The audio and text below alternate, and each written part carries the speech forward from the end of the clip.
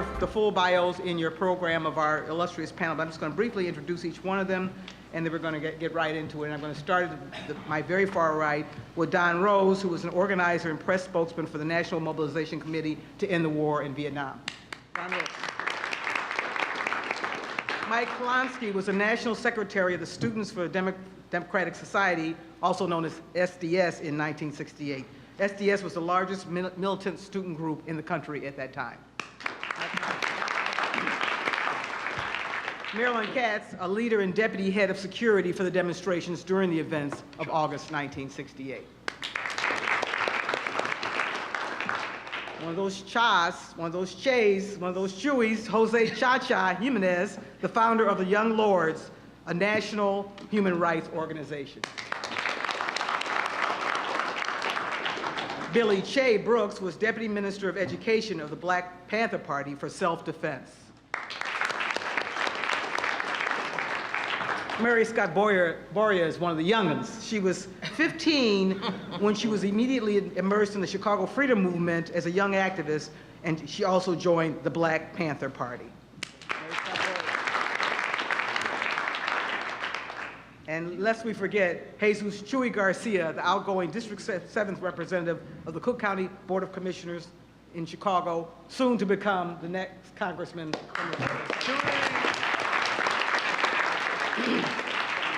I want to ask Don to start, because one of the things that we discovered as we were planning this is that there's a lot of different memories out there, and there's a lot of information about what happened and how it happened. But Don did a really fantastic job of writing very cogent history of that week. And I want to ask Don just to summarize the high points of that history, especially for the young ones in the audience who were not there and may not know exactly what happened. Don. She's given me the nearly impossible task of summarizing it all in 3 to 5 minutes. You can bring out the hook when I go overtime. I just want to identify some of the players and the major events of that time. The demonstrations at the National Convention were planned originally by the National Mobilization Committee to End the War in Vietnam. We started organizing it right after the Pentagon March of November 1967. And this was a coalition of peace groups, civil rights groups, left political groups, social action, what have you.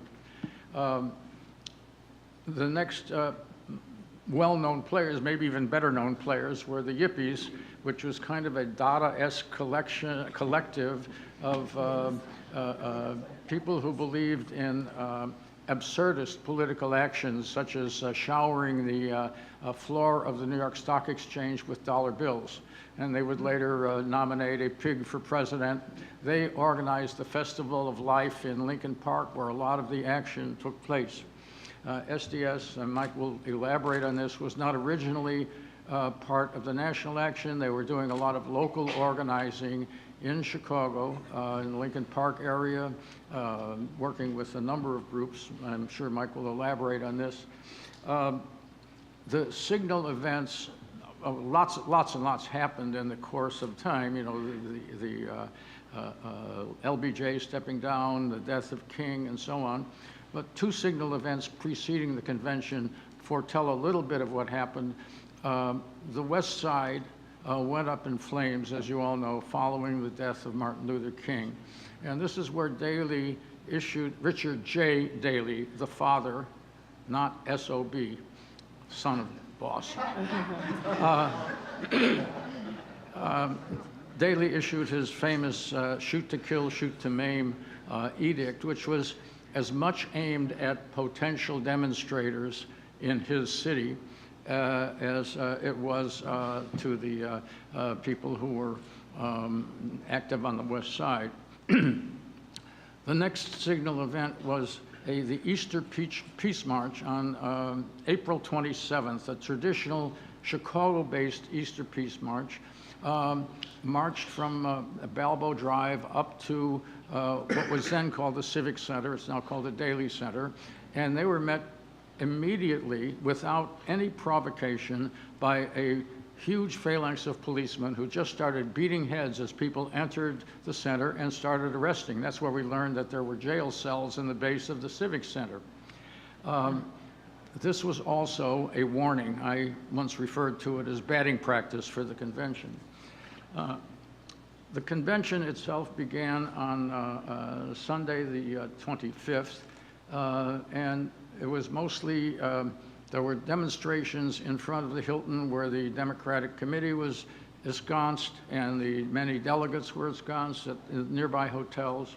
And that was also the first night that the Yuppies had organized the Festival of Life, Lincoln Park, very large gathering, music, fun, good speeches, celebrity speakers, and so on. And there was that was the first night that the police chased people out of the park, beat heads, because they wouldn't let people stay past the 10 o'clock closing time of the park. I just think back what might have happened if on that first night they had said, go ahead, sleep in the park. History would have been different. That's all they had to say, 3 words, sleep in the park. That's 4. And, okay, Monday night. We don't count articles. Yeah, Monday night, or Monday during the day, there were demonstrations and actions, teach-ins and so on going on. And in the park, the same thing happened, but this was the most brutal, bloody night. As I'm sure some of the participants, I came in only at the tail end of that. I was operating downtown out of a headquarters. Monday night was the worst night in the park, I believe. Marilyn probably has a lot to say about that. Tuesday was notable for a couple of things. That was the first day Rennie Davis said the whole world is watching. And later that night, we had a big anti-birthday party for LBJ at the old Coliseum. And after that was over, it was a wonderful night with, good speeches, light shows. We had our own little Festival of Life going there. And we went from there to the front of the Hilton, and a lot of people who were in the park also joined us in front of the Hilton. And that was the first night we were confronted not only by police, but by the National Guard. And it was the scariest night, which I might elaborate on a little bit later. Wednesday, of course, was the big rally at the old Petrillo Bandshell, and the aborted march, which eventually was tear gassed and led to the so-called Battle of Michigan Avenue, which, when it concluded, Dick Gregory tried to organize a march to go back to the convention, and his group, which I was sort of at the tail end of it, was stopped at 18th Street by police and stalled there for a long time, and suddenly we see a group coming toward us with candles, and these were disgruntled McCarthy and McGovern delegates to the convention who marched back and sort of joined us in disgust at the Humphrey nomination. I just want to add that our group, the MOB, and others were not there to nominate a peace candidate. We were there to end the war, to get the Democratic Party to break its institutional racism and the oppression that we later saw coming out of Daley. Now, that's a very fast summary, and I'm sure Marilyn will correct all my mistakes, and we can go from there. Thank you, Don. That was amazing. And you please read the entire piece, which I don't know, Teresa, did we distribute that today, or is it online?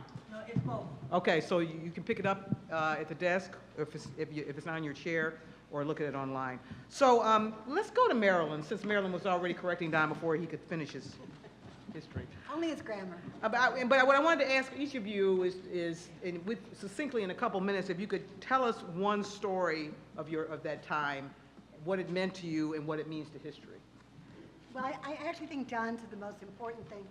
And I think if you look up here, what's represented today is really kind of the composition of the demonstrations. The myth is that 30,000 outside agitators from around the country descended on Chicago in '68. Not true. And what is true is that a small core of us, about 1,000, SDSers and Yuppies, who were radicals by that time. By 1968, we were radicals. We were not particularly interested in the electoral process. We began to work with what would become the Panthers and the Young Lords. I was a high school organizer. That was one group. There was a second group, which were the McCarthy. They really did believe maybe in Kennedy first, and he gets assassinated. They were there to reform the Democratic Party.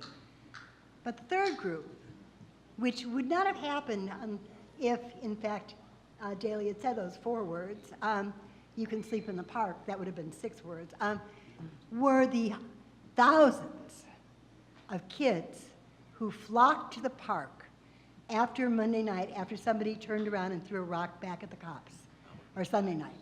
And it ignited a youth movement in the city that had been brewing in the city and around the world all that spring and all that time. And Daley did what we had never been able to do in Chicago, which was to turn a small group of anti-war activists into a mass movement for change. And so, in some ways, just like the resistance to Trump, in reaction, we have something to be thankful for. Mike Klonsky, you were a leader at the SDS at that time. Well, I must say that SDS initially opposed this demonstration. I remember a funny thing happened. I remember meeting with Tom Hayden in a restaurant over in Lincoln Park. I think it's called Kinnison's now. It changes every 2 years. Yeah, I forget what it was at that time. And so we're talking, and I'm trying to, and Hayden's telling me that we're going to smash the system, and we're going to confront the police, and we're going to disrupt the machine and all that. And I said, well, that's all fine, Tom, but I said, there's a lot of work going on in the city, and you guys are going to come in and bring down repression and then leave, and then the black community, which has already been, been through the revolt after Dr. King's death in April. And anyway, that was the gist of our argument. Well, right in the middle of this discussion, we look out the window at Kinnison's, or whatever it was called then, and there's some guys with like a parabolic microphone pointing it at us through the window and taping the whole conversation.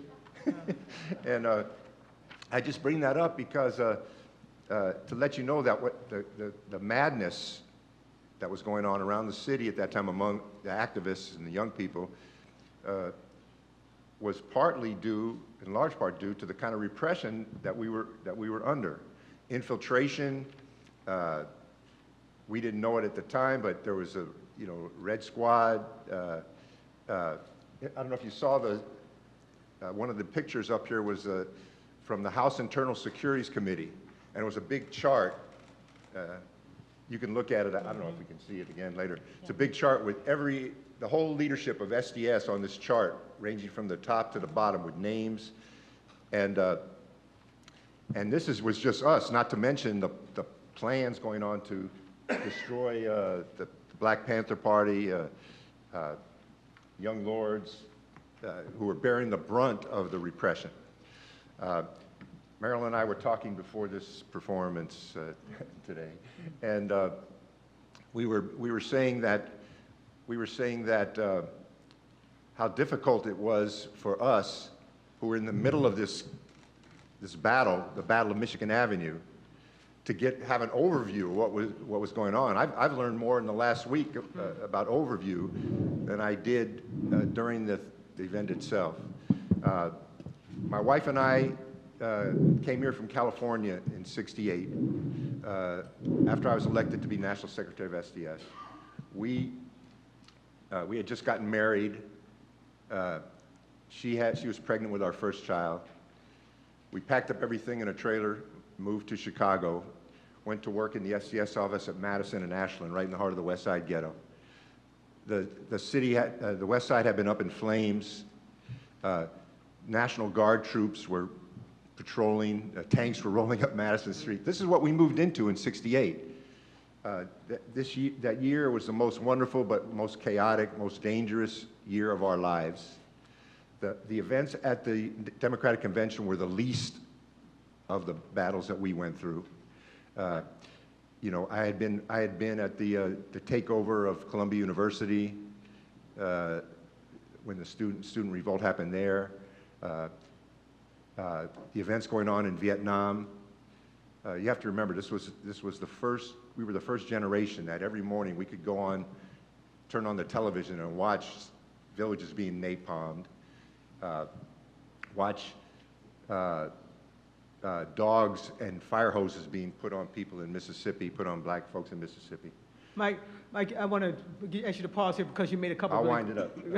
I'll wind it up for now. Quickly. I just want to say that a large part of the craziness that went on that year, I would attribute to the craziness of the world that was taking place, and maybe you can see a reflection in that today somewhat. The revolt in Chicago, the youth revolt in Chicago, which is what it was symptomatic of what was taking place all over the country and all over the world at that time. You make a couple of really great points. One is that this was just one moment in time, and Yes. there are many things that happened preceding that moment, just in 1968 alone, but before that, it brought us to this time. And the other great point, I think, is that, you know, the oppression wasn't just happening with the beating of heads on the street. It was happening in terms of surveillance, in terms of other more clandestine things that were going on behind the scenes. That's what I meant to say, Really yes. important. I just wanted to summarize for you. Cha-Cha, what's your reflections on that moment or that time, and if you have a story to tell, please share it. Okay, well, first of all, I see a gentleman that's in the audience. I don't know if he's been recognized. Alderman Dick Simpson is a warrior from that time and our role model. Alderman Dick Simpson is our warrior and role model from that time. If you can stand up for a minute, I appreciate it. He was the alderman in the Lakeview area in the 44th Ward, and the independents helped us during that time, helped the young lords when nobody else wanted to be with a former gang at the time. So my recollection from that time was, at first I thought I hadn't been there, and I was not part of any organizing effort at that time. I was actually there trying to get my GED. And I say that because I'm still in school today, as we speak. So my professor at the ex-offender program decided we had been incarcerated when the rioters from after Martin Luther King had been killed. I was in the House of Correction at that time.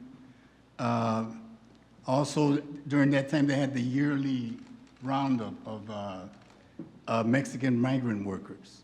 And so I was translating from the hole. I was in the hole in maximum security in the jail. They said I was trying to escape. I really liked the place. It wasn't that bad compared to where I lived at on the street. But anyway, we were still into the gang. I was our people that were going to the front lines in Vietnam at that time.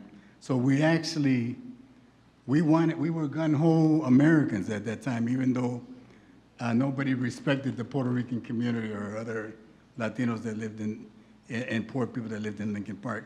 They were trying to displace us from Lincoln Park, and they actually succeeded in wiping every single one of us out at that time. So my recollection is going to the park around Grant Park with the professor and about 6 gang members from the Blackstone Rangers and the Disciples, along with the Young Lords, and the police ran around us. They knew that we were not part of the hippies that were there to knock some heads. They kind of just ran around us. The following day, I actually went into Lincoln Park and I was just reading something, the Church of the Three Crosses. They did it, what they call on April 27th, the day that we're talking about the 28th. This was not April 27th, August 27th. They actually did a prayer service in the park, and this was organized by the Northside Cooperative Ministry and the Church of Three Crosses. And these were people that worked with us later. In fact, one of their pastors, Reverend Bruce Johnson, and his wife, Eugenia Rancier Johnson, were honoring next month at the Young Lords' 50th event at DePaul, which everyone here is invited. It's free. There's food too. September 21, 22, and 23 at DePaul, the Young Lords are celebrating 50 years as a political movement. Not as a gang. We're not glorifying the gang, but we're not ashamed of where we came from. We're one of the only turnaround gangs in the history of this country. So that's historic, and also, What do you mean by turnaround gang? What do you mean? well, that means that we left gang life and dedicated ourselves to a calling, not a career. Although I'm in school I believe for a calling, not a career. So we dedicated ourselves to work we held the first demonstrations in this city, large demonstrations for the independence of Puerto Rico. We did that. We marched 10,000 strong from Lincoln Park to Humboldt Park with SDS. They were with us. It was a people's march, and with the Panthers, the Black Panther Party.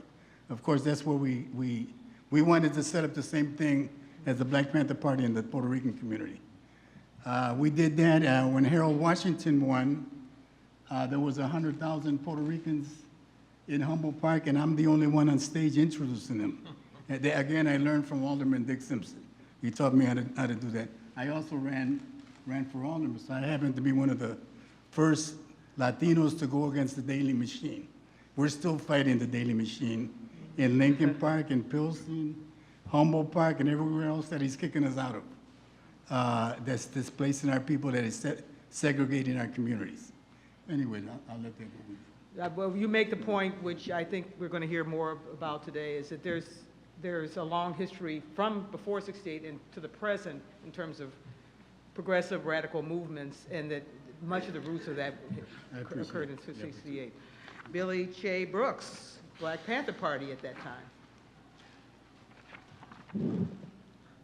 August 28th, 1968 is a shallow memory for me, and pictures of Bobby Seale speaking and getting caught up in madness that existed at that time. Black Panther Party, and particularly the Illinois chapter, was in the process of organizing during that time. We were not an official chapter until November of 1968. But we were organizing around the city, and particularly the college campuses and universities.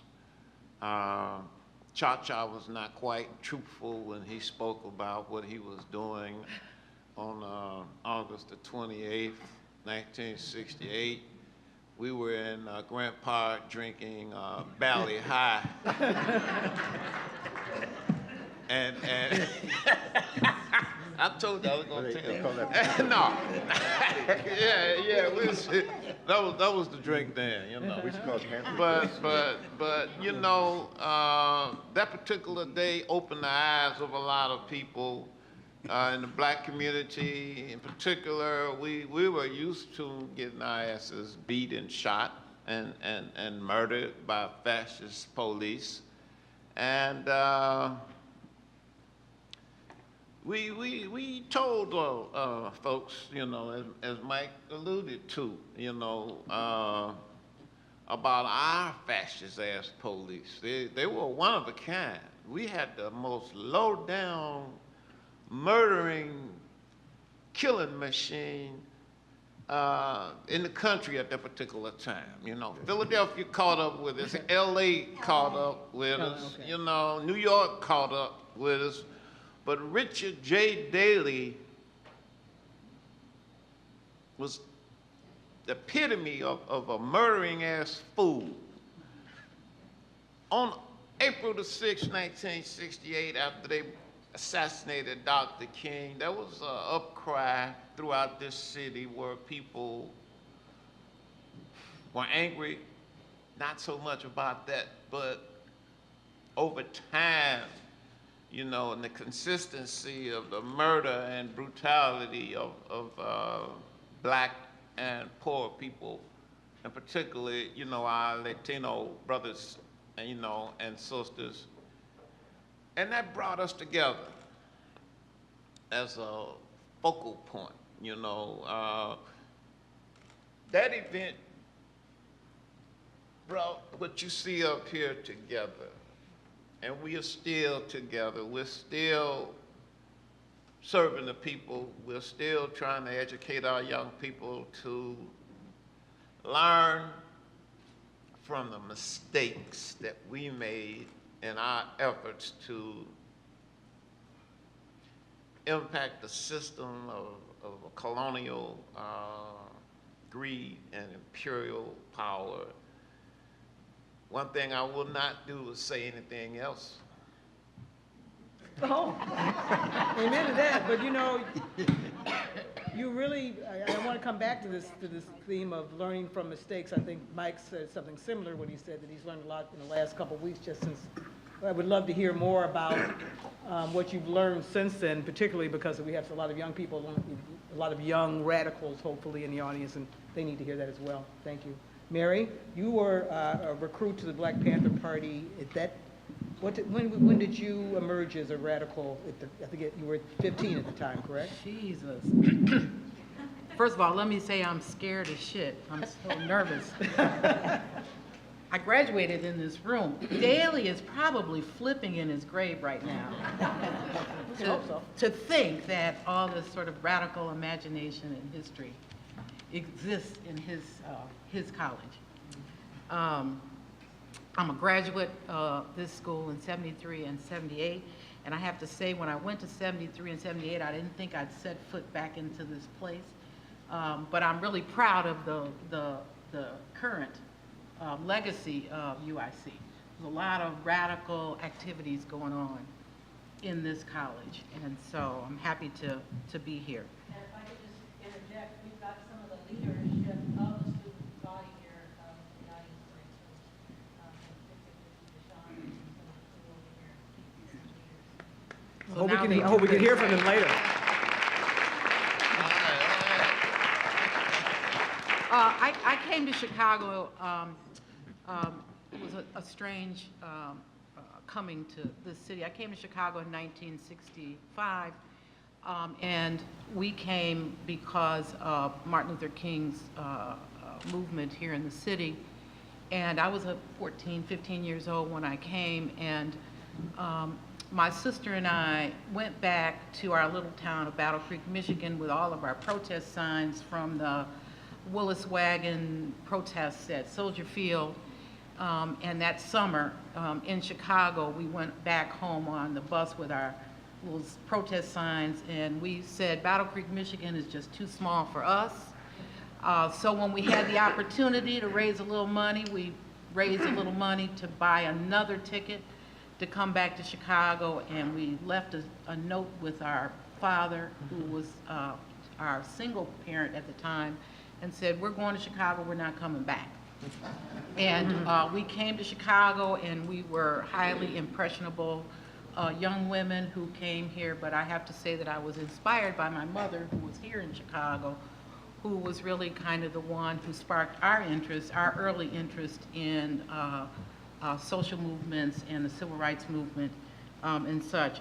In 1968, I was not a part of the Democratic Convention. I have to say that I want to just kind of give a shout out to somebody who I know still exists in this world, but I don't know where. My oldest brother left Chicago after the Democratic Convention in 1968. We've not seen or heard from him since. He left dodging the draft, and I suspect that he's probably living somewhere in Canada, happy as hell that he's not in the United States of America. So I was not a part. I do remember watching it and hearing his stories, but I was not a part of the '68 Democratic Convention. But I was a young woman who just graduated from high school. I was a single parent, and I was someone who lived right in the middle of the west side of Chicago in 1968 when King was assassinated. And so I do have some very potent memories of the rebellion that took place particularly on the west side of Chicago, and to this day, the west side of Chicago has not recovered. Even though I think there's some urban pioneers trying to take over East Garfield Park, there's some pretty beautiful facilities there. But I was a young woman. I was very impressionable. I, in the fall, attended Crane Junior College, which has since become Malcolm X College, where it became kind of the center of student activism in this city. And I remember very vividly being very mesmerized by the activism, the student activism of there were nationalists, there were black student activists, and then there were the Black Panther Party. And I was mesmerized by the message, the revolutionary message, the 10-point platform of the Black Panther Party. If you haven't read it, you should read it. It was very revolutionary then and still very revolutionary today. And so I want to sort of end this piece of my conversation by saying we were on a conference call the other day with Teresa, and she ended the call by saying, "Right on." And I remember that the thing that sort of led me to the Black Panther Party office to join as a sort of young 17-year-old single mother was a rally that I was at the church on Ashland in Washington, where the Black Panthers were organizing. And the last thing I remember hearing the organizers and Fred Hampton say on the stage was, "Right on." So it was a rallying cry for those of us who were disgusted with what we were experiencing in our communities, and we needed to have an opportunity to express that in meaningful ways. And I learned a lot from my very short time in the Black Panther Party. I was in the party for about a year and a half before and after Fred was assassinated. It taught me a lot about lots of things, and I have to say that it sort of led me to the women's movement, because there was a lot of sexism in the party. Yep. Amen to that. And speaking Well, no, hold on. Wait. No, see, Yeah. that's true. No, that's true. But let's be for real. You know, we were anti-sexism. We were anti-chauvinism. We were young, and we recognized early on that there were more women in the Black Panther Party nationwide than were men. And women were And we very did all the work. dominant. Yep, that's the way it always is. I went to jail. Y'all, wait, you know, let's not have, y'all did what y'all was supposed to do. We did what we were supposed to do. Okay, now I say that. I think wait it a just minute, proved Mary's point. I'm gonna finish what the fuck I'm saying here. Quickly. Okay, we learned a lot as members of the Black Panther Party as it relates to egalitarian principles. Today, I look back at our struggle, and there were times when we didn't do the things that we needed to do. That's why it's so important and critical today to learn from our mistakes, and I stand by that. Absolutely. Okay, so it's not a situation where we up here criticizing. Fuck that. We know what we did wrong, and we know what we did right. That'll be our next panel. And thank you for that. And Mary, I'm glad you brought that point up because you and Marilyn and many other women who were down the stage today were a very powerful force in '68 and have not gotten enough credit. And Mary, you're going to be on a panel tonight that's going to focus on that topic, correct? At the Hideout. You want to what's the name of the Girl program? Talk. Girl Talk. It's a regular monthly forum that talks about women's issues, feminism.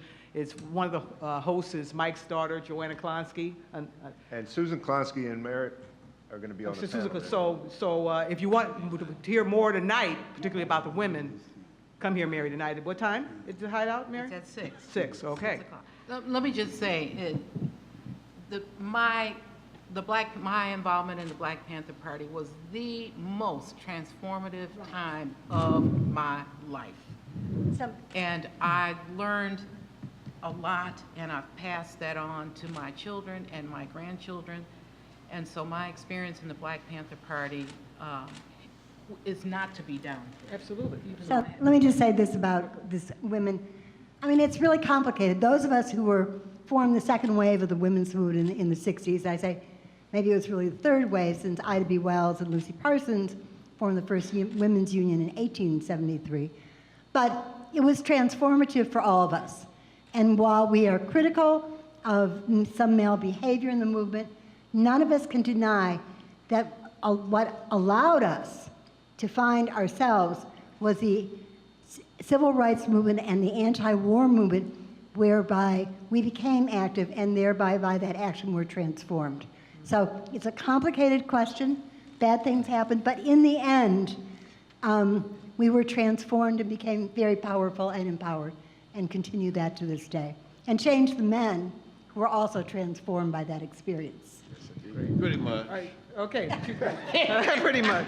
We're still working on them. Still working. Shui Garcia, you were not there, but then in many ways you've always been there on these issues. You're sort of a political radical. That's what I would call you. So share from your perspective what '68 means to you and what it might mean as we go forward.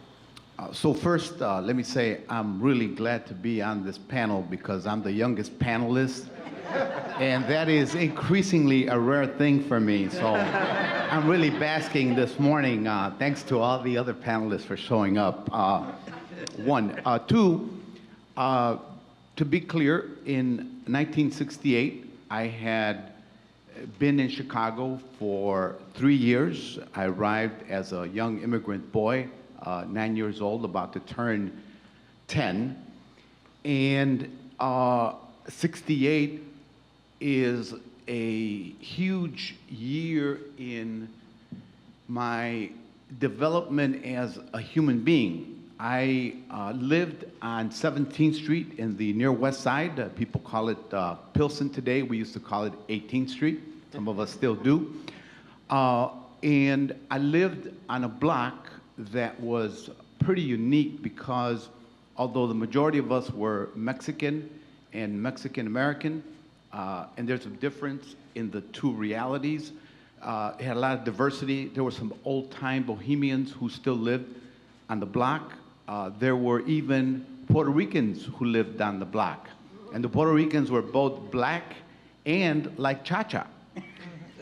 So living on that block really gave you an appreciation of understanding American society, race, and class.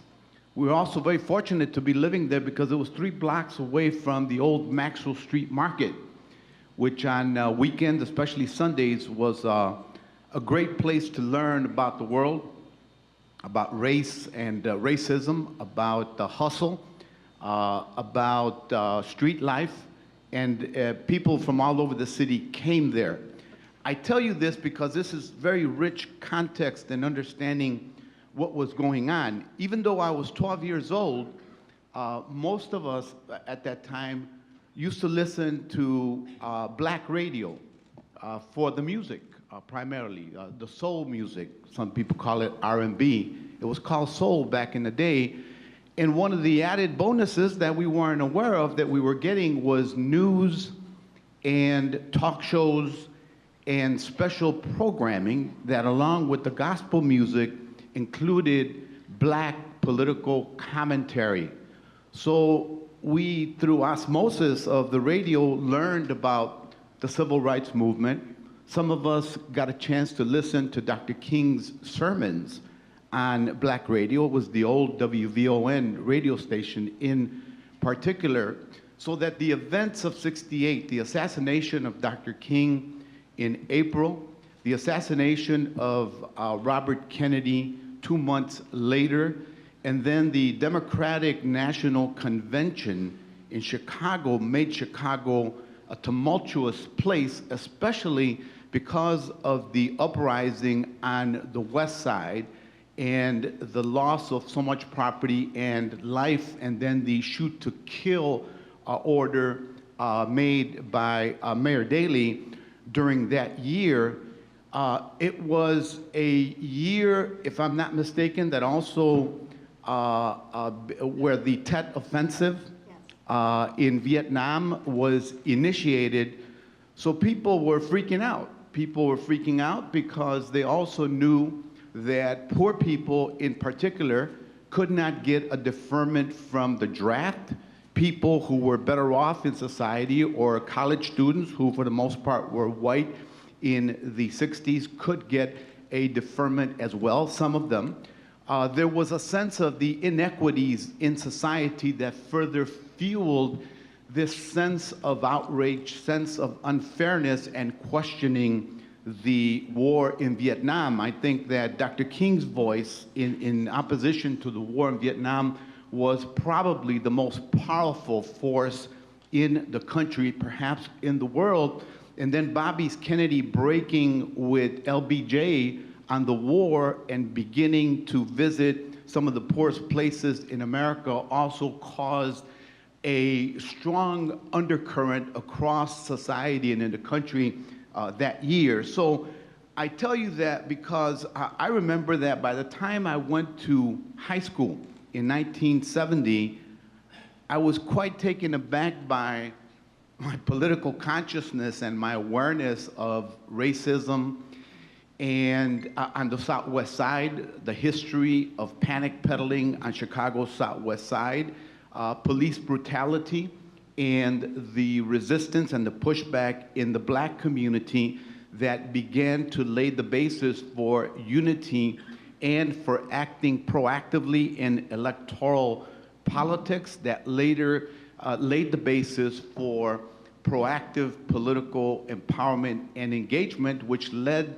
to the election of Harold Washington after the breaking with the Democratic Party by Congressman Metcalf and Washington in Chicago. So '68 was huge in so many ways, and I find it almost hard to believe that at 12, one could be drawn to social justice and to a calling to pursue social justice, but that's exactly what happened, probably because of all of the confluence of factors in a very tumultuous year.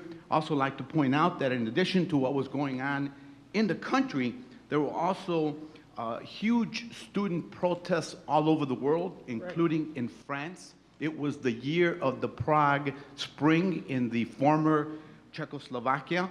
It was also the year of the Olympics in Mexico, which culminated with the massacre of students at Tlatelolco. So it was quite a year, the entire year, all of these developments taking place. Thank you, Professor. Sure. It's also the year that the American Indian movement was formed. Mm-hmm. Ah. In July of that year. So not only did we have, for example, the activity we had here in Chicago, but clearly Chicano movement, student movement, Yes. Worker movement, farm worker movements in the Southwest, and then in various parts of the country, the American Indian movement. So AIM was a very important part. You know, all this is kind of summarized on our Facebook page, 68 plus 50. So if you want to go there, Okay.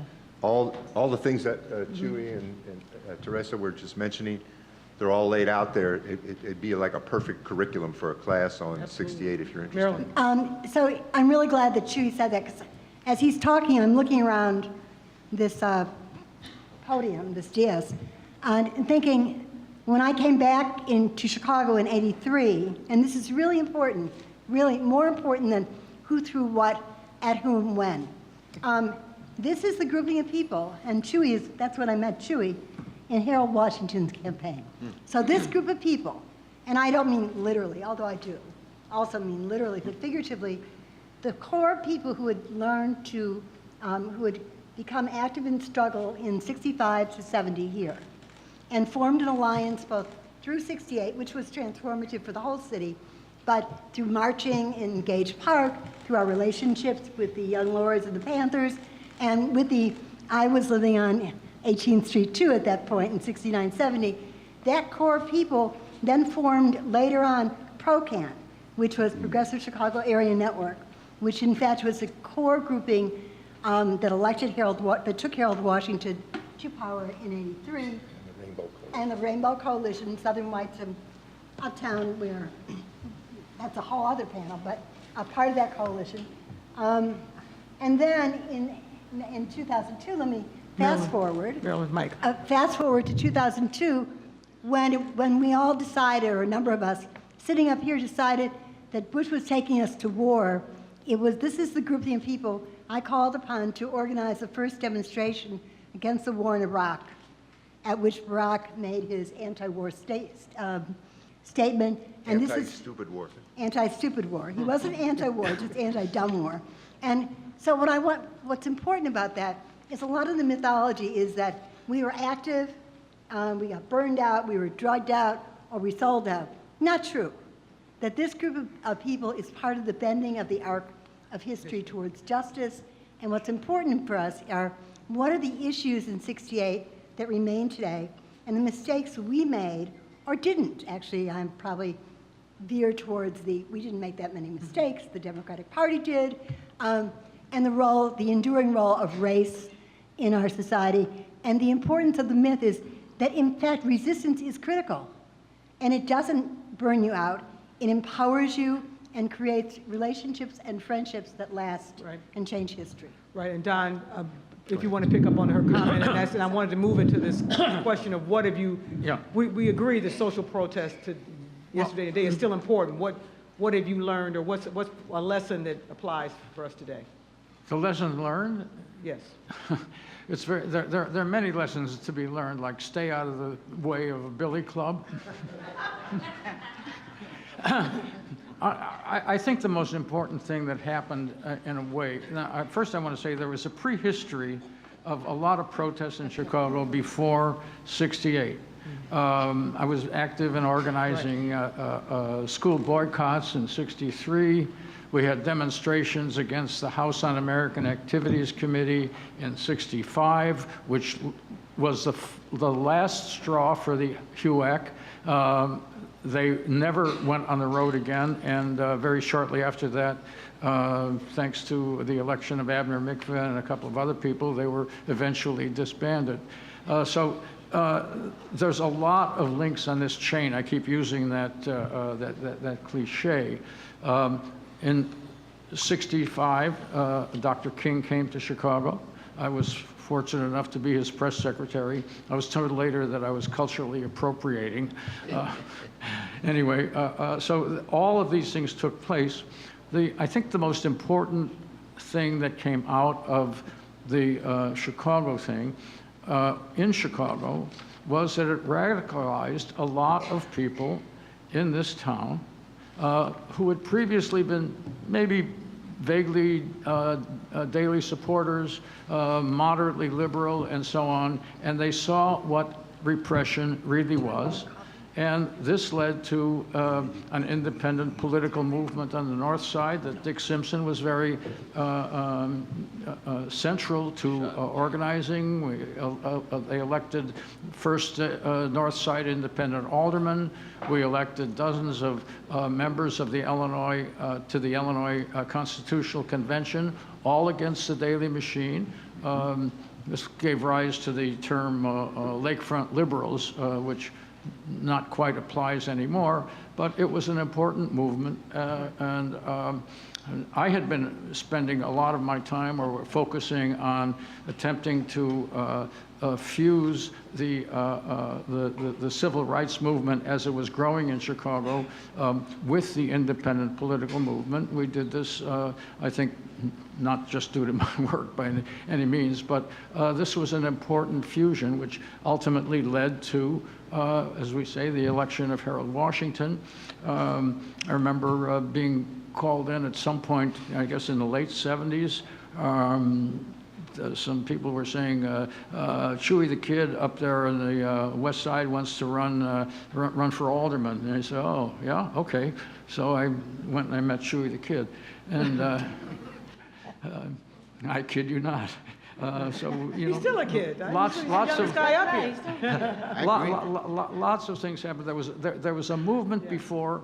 There was a focal point in '68, and a movement that continued, that continues today. We're still out poking around either in politics or organizing or what the hell. We made a few mistakes along the way, like Jane Byrne, but the mistakes were corrected very soon by the same folks. So others, I wanted to chime in terms of what's the legacy? Don points out one really big important legacy came, the legacy of '68. the legacy to my mind, is the independent movement. Okay. Others, legacy or lessons learned? I think the legacy is also the fact that you can't, like I said, SDS wasn't in favor of this protest at the Democratic Convention. We joined in on it later when we saw thousands of young people coming into Chicago. We felt we had to join in and take part of it, and we were trying to organize these young people into SDS, into the movement. We weren't interested in the Democratic Party politics, especially because the party was the war party and the party of racial segregation. Don't forget, 4 years earlier at the convention, the Mississippi Freedom Democratic Party tried to get a seat at the convention, and they were abused. And you know, in '68, some kind of a coalition party was seated. But we also ran a candidate for president and vice president. Peggy Terry was our candidate for vice president, a poor white Southern woman. Because we did that because we saw the impact of the George Wallace campaign that year, which was having an effect on you know, they were really organizing poor white and working class white people around a racist program. So we did get involved as best we could in partisan politics. I just want to say one thing. The other day, my wife and I led a trolley tour. It was supposed to be around the, you know, the different sites of '68, and it was great. I mean, we had a great time. But we had to make it kind of a virtual tour because everywhere we went, the sites that we had picked out from '68 weren't there anymore. It's a new city. So we went to, yeah. So we went to the church that Chacha was talking about, the People's Church in Lincoln Park. It was a Walgreens. Then we went up to the west side, and we went by the old Panther party office, and it's a Walgreens. And it was kind of like the Walgreens tour, but it showed how much the city had changed and what kind of changes were going on even at that time, but we didn't know it. You know, like a couple of years before '68, somebody had, and I don't know, and you probably don't know either who they were, invented the microchip. And we had no idea the kind of changes that were going on in terms of how work was being done and what was going to happen to the city when, you know, we used to produce a sixth of the world's steel in that stretch from South Chicago up to Gary.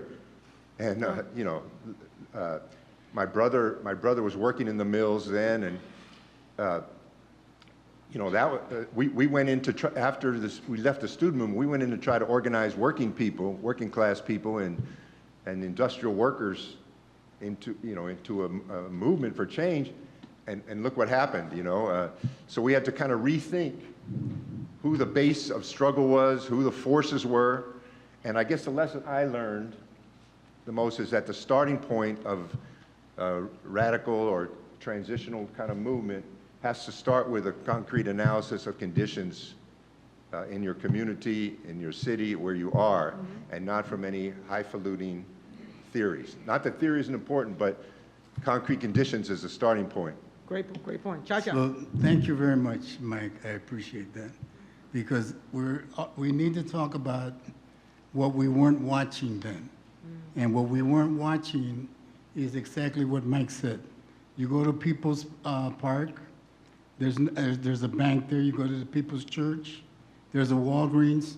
You go to DePaul University, the McCormick Seminary that the community sat in and occupied it for an entire week and won all of the demands. And they're covering that up with a large building in front of it. So they're trying to cover up history, the legacy of the Latino community in this city. And we should be, with the wall that Mr. Trump is talking about, we should be, up and roaring away, not accepting that kind of racism that exists. So I appreciate the people. We're all here together and we work together. This is a great group of people. Thank you for your service. Thank you. Thank you all for your service. We need to make those connections that the Rainbow Coalition had at that time. And I'm not talking about the Reverend Jesse Jackson. I'm talking about the Rainbow Coalition of Chairman Fred Hampton. The Black Panther Party was a great force in this city. That's where the Young Lords came from. And we need to begin, we cannot forget that history. That's where SDS became strong. With the respect. That's where all of us, the movement came strong.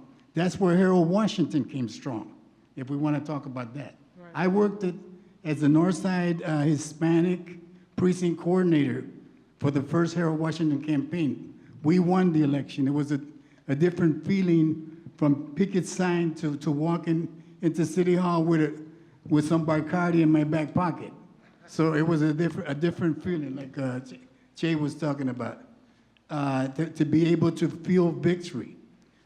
We were able to do that. We were able to do that as como hispano, lo hicimos. That's important. Yes. That we remember that history. So we don't want to take away from the brothers and sisters that came before us, the SDS and the other progressive movement from the Lakefront, the independents. We don't want to take away from them, but we would need to be inclusive of everybody that was active, proactive during that time and are still proactive today. Thank you. Thank you. The buildings may be gone, but the history is what we really have to remember and learn from and build on. Che, did you want to talk about either the legacy or lessons learned? Lessons learned. I learned to have the ultimate respect for Mary Scarborough on many occasions. I love her, a lot of respect for her, but more importantly, the programs that the Black Panther Party processed back in the day, we called them survival programs, pending a revolutionary struggle. And to that end, we're going to be commemorating the inception of the Illinois chapter of the Black Panther Party's 50th year understanding. And we're going to be having I'm going to pass these out so that you can help process it. We're going to be having a event on November the 3rd at Stone Temple Baptist Church, which is going to kick off a 13-month celebration, and it's going to end on December 1969, which is when, yeah, go ahead and correct me, Mary.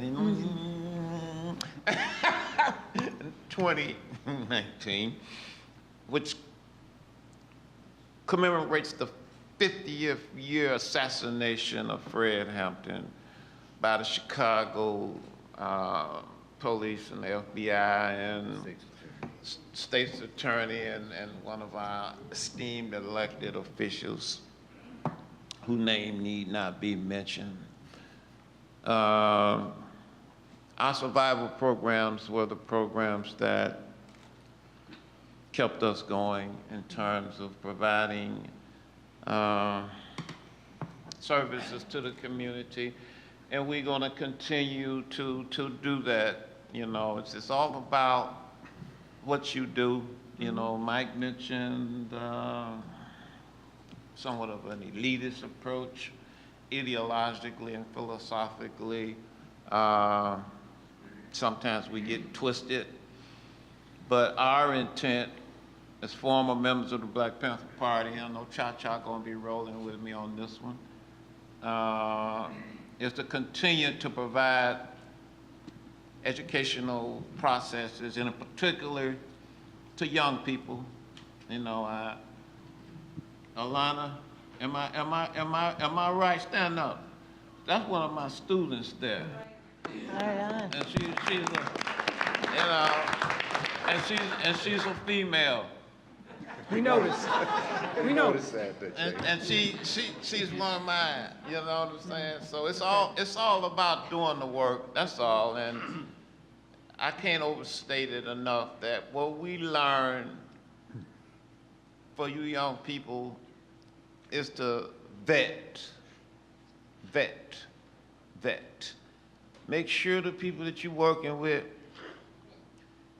ideologically and philosophically have the same political understanding that you have, and they're not there to disrupt. That's the most salient lesson that I learned as a member of the Black Panther Party, was that, you know, Tupac said it good. He said, trust no one. Okay? Take that with you in your heart, which means that if you're going to get out here and struggle against a system of injustice, they're going to send people to impact what you're doing. So make sure who you're working with is who the hell they say they are, and you'll save yourself a lot of bail money and a lot of jail time and a lot of discomfort. Thank you. Thank you. Good advice. Mary, do you have a lesson learned advice? And if we could all think too about, there's been a lot of attacks on social protests, especially recently, particularly since Donald Trump rose to power. And there's a lot of cynicism out there about things like the Dan Ryan March, the upcoming O'Hare Airport March, and some people think this stuff doesn't matter anymore. So I'd love to hear anybody's thoughts on that. You know, why does social protests still matter? Is it still have to be the kind of social protest you did in '68? What are the strategies that maybe we should be looking at, or we should really be embracing? Whatever piece of that you want to take. But Mary, I wanted to ask you if you have any lessons learned, or if you want to comment on that at all as well. Yeah, I want to make a couple of comments. First of all, I want to give a shout out to a mentor of mine, Barbara Engel. Barbara Engel led one of the largest anti-violence programs in the state and in the country. I said you led one of the largest anti-violence programs in the state and the country. Which was? Which was the Women Against Rape and the women's services at the YWCA in Chicago, which led to the founding of the Illinois Coalition Against Sexual Assault, the National Coalition Against Sexual Assault, and the work around women's issues in general. And the student strike at the University of Chicago, right? That year. Yep. She's a real baby. She's the youngest of us all. I also want us to remember that Chicago is a city of Emmett Till. Chicago is a city of Chicago is the city of the Haymarket riots. Chicago is the city of Ida B. Wells. Chicago is the city of Charles Hayes, who led the union movement. Chicago is a city of movements since the 1800s. And so I say that because I think in 1968, and during that time, as young people, we thought that the revolution was going to happen, and it was going to happen real quick, that it was going to happen next week, that it was urgent for us, and we knew that it was right there we were going to grab it. And 50 years later, we realized that change is really slow. But and so that means that you got to stay with the course. You can't expect that change is going to happen right away, and that, because we are full of fire, that fire is going to lead to that revolution. I've sort of changed my thoughts about what revolution means, what social change means, and I believe that we all have a role to play. Certainly young people give us the energy and the new ideas and the fire, but history is so important to how we think about the future. And so I think we have to remember that this is a city that has played a really important role in social movements. And this was a city that kicked Trump out of here a couple of years ago. He's been in a lot of places, but he couldn't come here. And thank you, University of Illinois, for the role that you played in running his ass out. He hasn't been back since either. He hasn't been back He since. never came back. So we have to stay very vigilant. Democracy is a verb. It is an action. It is not an ideal. It is an action. And so we have to constantly be pushing very hard for the changes that we want and not to give up when we feel that it's hard. And we haven't given up. So maybe we sleep every now and then, but I think that we have a legacy that we can stand on, and we should always lift that legacy up. Right on. Shui.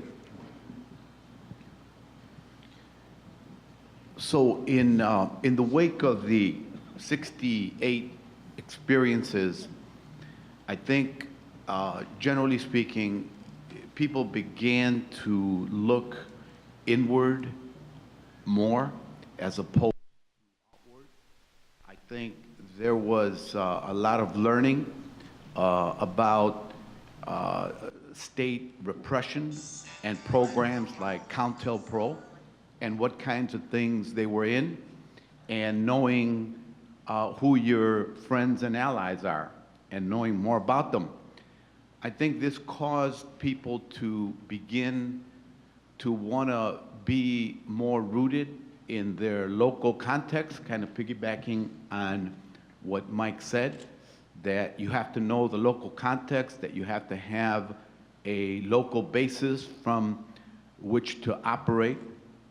I think there was also a lull in a lot of the activism that was present in 1968. I want to talk a little bit about the Latino experience post-68, because it's significant. As the Latino population in Chicago, for example, grew, I think 68 was a provocative time that caused many of us to kind of ask who we were in U.S. society. There was a search for identity and for belonging in U.S. society. I think many young people in Chicago connected with the United Farm Worker cause of justice for farm workers. We learned to picket and to boycott and to engage in that type of organizing. Those movements brought the concept of protest to the neighborhood, and that was important. It's a real experience to, get up and hold up a picket sign and walk and to shout and to pass flyers out and to urge people to join you. It is a life-changing experience. Some young people connected with the Chicano movement, which was more of a Southwestern expression, not that strong in Chicago, still important, and it also helped create chapters of the Brown Berets, sort of the equivalent of the Black Panther Party, its earlier predecessor, I would say. And then, of course, many were allured by the experience of the Young Lords as they came to learn more about them, and especially of their efforts to bring health care to the neighborhood. They were the pioneers in the campaign to rid the city of lead paint and lead abatement. So in terms of public health, that's one of the great contributions that Cha-Cha and the Young Lords made to Chicago public health and well-being. Student groups also sought to stay rooted in their communities. There were community struggles here at the university that pressed the University of Illinois at Chicago to create a Latin American Studies program to increase the number of Latino, Latina students at the university, to hire more faculty at the university. And there's always been an effort to keep a strong connection to community and neighborhood. The 70s also saw the creation of many theater groups, popular theater groups in the community that would depict the reality and what to do in terms of the challenge and how to organize and how to create movement. It also helped create organizations like Gazaslan in the Pilsen community and other community organizations, and it also led to the creation of a very progressive organization in Chicago that was the first to defend the rights of the undocumented in Chicago and nationally. GASA, General Brotherhood of Workers. I was a student when I became affiliated with this organization. So this was a part of what was going on. There was the Crusade for Justice in the Southwest, other movements against the war in LA and in California. I want to bring it back home to what we've learned since then. The context has changed significantly. The issue of police brutality, especially in the Black community, really raised political awareness in Chicago and helped mobilize the Black community for empowerment, for self-respect. And it also, there was a confluence with the movement for independent political action and organizations in Chicago more rooted. There was an effort to create an alliance between the Black and the Latino community in Chicago, the creation of independent political organizations that began on the Near West Side and on the Northwest Side of Chicago. Cha-Cha played a role in that part. Mary Scott Boria has been a part of those initiatives as well. And generally, independents defined their politics, those who were doing grassroots electoral politics, and it doesn't mean everyone, of course, some remained anti-electoral. The things that united progressives were anti-corruption positions about Chicago politics, the rejection of sexism and the exclusion of women from politics and from government, and a position against racism. In other words, politics in Chicago has discriminated particularly Latino and African American communities. Through the championing of the Voting Rights Act, the communities became empowered, coinciding with the election of Harold Washington, who had amended the Voting Rights Act in Chicago. This was the beginning of a new type of politics in Chicago that gave us the most diverse and representative cabinet in the city's history. Women benefited greatly during that administration, but it was also a time of empowerment for the city's new majorities that were people of color, Black and brown. There was also a global perspective about the world as progressives participated in the anti-apartheid movement, as we mobilized against U.S. military intervention in Central America and the Caribbean, and against the Iraq War, and against the war machine in general, which we continue to be very vigilant against because of the guy that occupies the White House today. There have also been, over the past 5 years, new social movements that have the potential to mobilize sectors of people who have not been engaged or mobilized in electoral activity. These include groups like Black Lives Matter and Asata's Daughters. The Bernie Sanders campaign was another important force in raising awareness and consciousness that helped create new groups like Indivisible and other political formations of people who are about getting rid of Citizens United, getting big money out of politics, running, having young people run for office, and going against what has been the mainstream of the Democratic Party.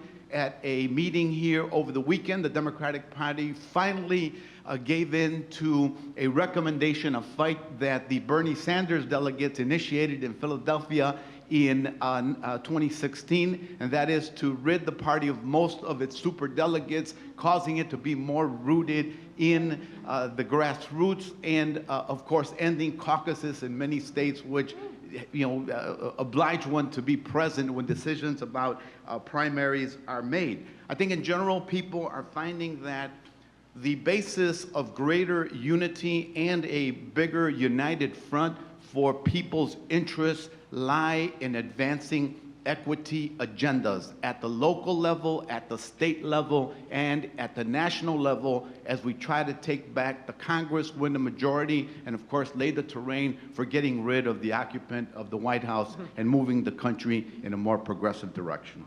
Amazing, Chewy. You took us from 1968 right up to the very moment, and it's all just scribbled there on that legal pad somehow. Thank you very much. That was amazing. Right on, Chewy. I think maybe we want to start and to bring you up into the conversation. We have a couple of microphones, 2 stands on each side of the room here. I'd like, if you're interested in asking a question or making a comment, Get up, Peter. please step up. And we know some of you were there that night or that week. Absolutely. And We have wanna been hear- around since. But we also want to respect, all of our time so that we can get as many voices in the room heard. So please keep your comment or opening comment or question brief. And if you have a question, if you can, especially if you can, direct it to a specific individual or a couple people on the panel so that we can move the conversation along. And I'll start over here with this gentleman. Good morning. I am a graduate of the Jane Addams College of Social Work here at the University of Illinois, Chicago. Here, here. And when he's elected this fall, I will live in be represented by Representative Garcia sitting on this panel today. When I was 15, my parents compromised with me and allowed me to put on my sport coat and go to the Eugene McCarthy headquarters down at the convention. And what they did was give me a handful of leaflets, drop me off at the Jewel grocery store at Clark and Altgeld so I could leaflet against grapes and support the UFW boycott of the grape growers. So this is what the McCarthy campaign had me do as a volunteer during the convention. Great. I did sneak down and do other things, but this was something that even then was a linkage between a guy running for president of the Democratic Party who realized that there were broader issues going on at that time. Thank you. But didn't he also urge students, young people not to come to Chicago for that protest? I want to take this opportunity to thank everybody on this stage. I would not have had the life I had if it wasn't for every single one of you, short of Dr. Cordova. Yeah, because I'm so young. But maybe I can audit one of your classes soon, and then you will also become one of my teachers. Thank you all for it. I can't say how much I learned. I came in knowing nothing, and now I know a little bit of something. Thank you all. Why don't you say who you are, Peter, and what you did, what you were doing back? I'm just a guy. My name is Peter Kutner. I met Marilyn Katz she was in 3rd grade. I think I was in 6th or 7th grade. And it grew from there. Marilyn helped me, introduce me to the community. I'm a filmmaker. I'd left Chicago forever. I went to New York and met a group of people called the Newsreel, who were at that time making 16mm films, showing them in church basements, on alley walls, garage doors. It was a time when there was no cable, there was no portable video. It was just film. And I expected then to spend time in New York doing that. Friends of Marilyn's and Michael's were involved in that group, and they said, what you can do best for us is to go back to Chicago, which was the last thing in my mind. And they mentioned a gathering that was going to happen in August that I don't think I even knew about. They gave me a couple of names. I said, well, sure, I don't know anything about getting an office. They gave me 3 names. They said, that's okay, we'll take care of it. I got back to Chicago, found an apartment, pulled out the crumpled paper, and the names were Tom Hayden, Dave Dellinger, and Rennie Davis. Whoa. And I took these films and moved into the office. Marilyn, being second in command of security, stopped me at the door, patted me down, let me in with the films, and the rest was history. There's one person I want to thank that was a direct, that I was able to meet directly because of the films. I had the only 16mm film copy of a film about the Black Panthers that was named Off the Pig. And it's how many of us were introduced to the Black Panthers. And remarkably for me, I was introduced to Fred Hampton that way. He called and said, we need to film. And actually, in that office, I was patted down before I got in. Thank you for your service, Peter. But I can see by the old clock on the wall, Michael, it's time to stop. Thank you. But I would love to have had Chairman Fred here to be able to tell him the same thing. Thank you. He's here in spirit. Thank you. My name is Stephen Lincoln Spitz because I was born on February 12th in Chicago. I was 21 years old, and the afternoon of August 28, 1968, exactly 50 years ago, I was at a legal permitted rally in Grant Park at the band shell.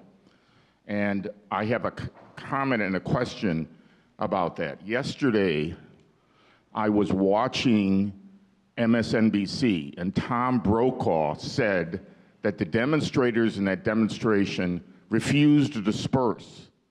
Well, what actually happened was we were all standing around listening to speeches.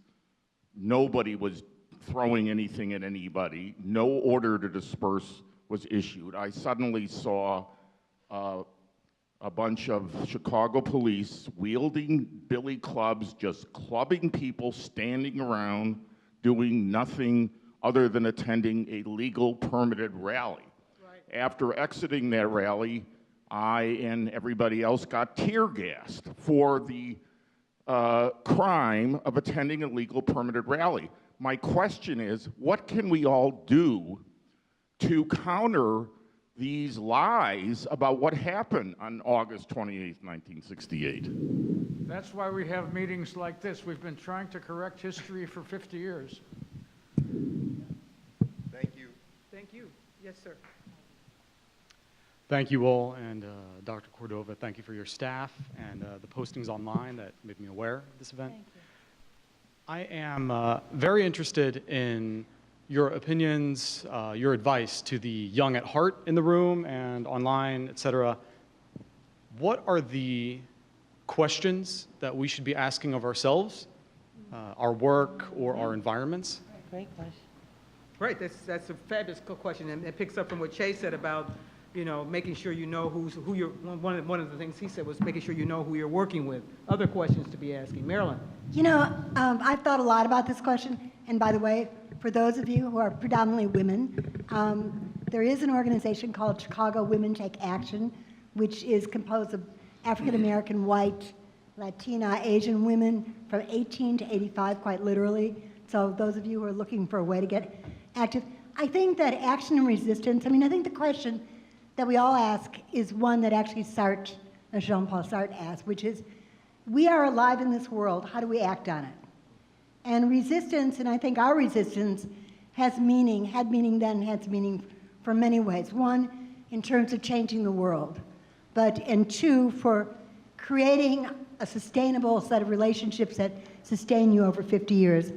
But the third way, and I think it's particularly important in this moment in time, while we have actually pushed back on Trump, it is incredibly important for our own humanity. You resist both to change the world, but also to remember what it is to be a human being in a community of fauna and flora and other human beings whose job it is on Earth is to sustain and improve the Earth. I mean, that's what I believe. So I think that resistance is important. I think that starting with the foundation of this, this nation, with all its illegalities and its slaughter of the Native American population, et cetera, started in rebellion, started in protest. Nobody gave the Tea Party people a permit. And so the bullshit about what is legal, what is not, put it aside. We would never have overturned the abolition or the refusal to let blacks to vote, women's to vote, without civil disobedience. So there are laws, so let's go for the higher good. Forget the venal laws that keep us enslaved. Follow conscious, and also one more thing, and this is really important. I'm an organizer. Do not simply demonstrate to show who you are. Demonstrate as a way of talking to other people and getting them to join with you. There really is a difference.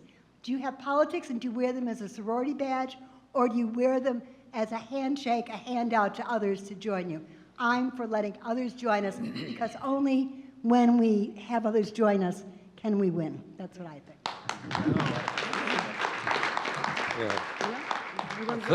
Thanks to the panel for all that you've told us about 68. We're indebted to you for your efforts and your advice. But looking around, the cynic in me asks questions such as... We'll get one, Ted. Yeah. Afghanistan is the new Vietnam. The cops are still trigger happy. Racism is still strong. The press is still vilified. The hawks are still in charge. How are we measuring progress, and what adjustments can we make in addition to the suggestions made to really achieve greater progress? Me. Go ahead. Go ahead, Jay. You know, what was critical back in the day was that we had a mass movement, okay? That's what's lacking today, in my humble opinion. People were organized, people were focused. You know, the issues that you brought up, in particular police brutality and racism and just general warmongering, they were all attacked as a mass organized process. There were coalitions that came together politically, ideologically, and philosophically, worked to develop strategies.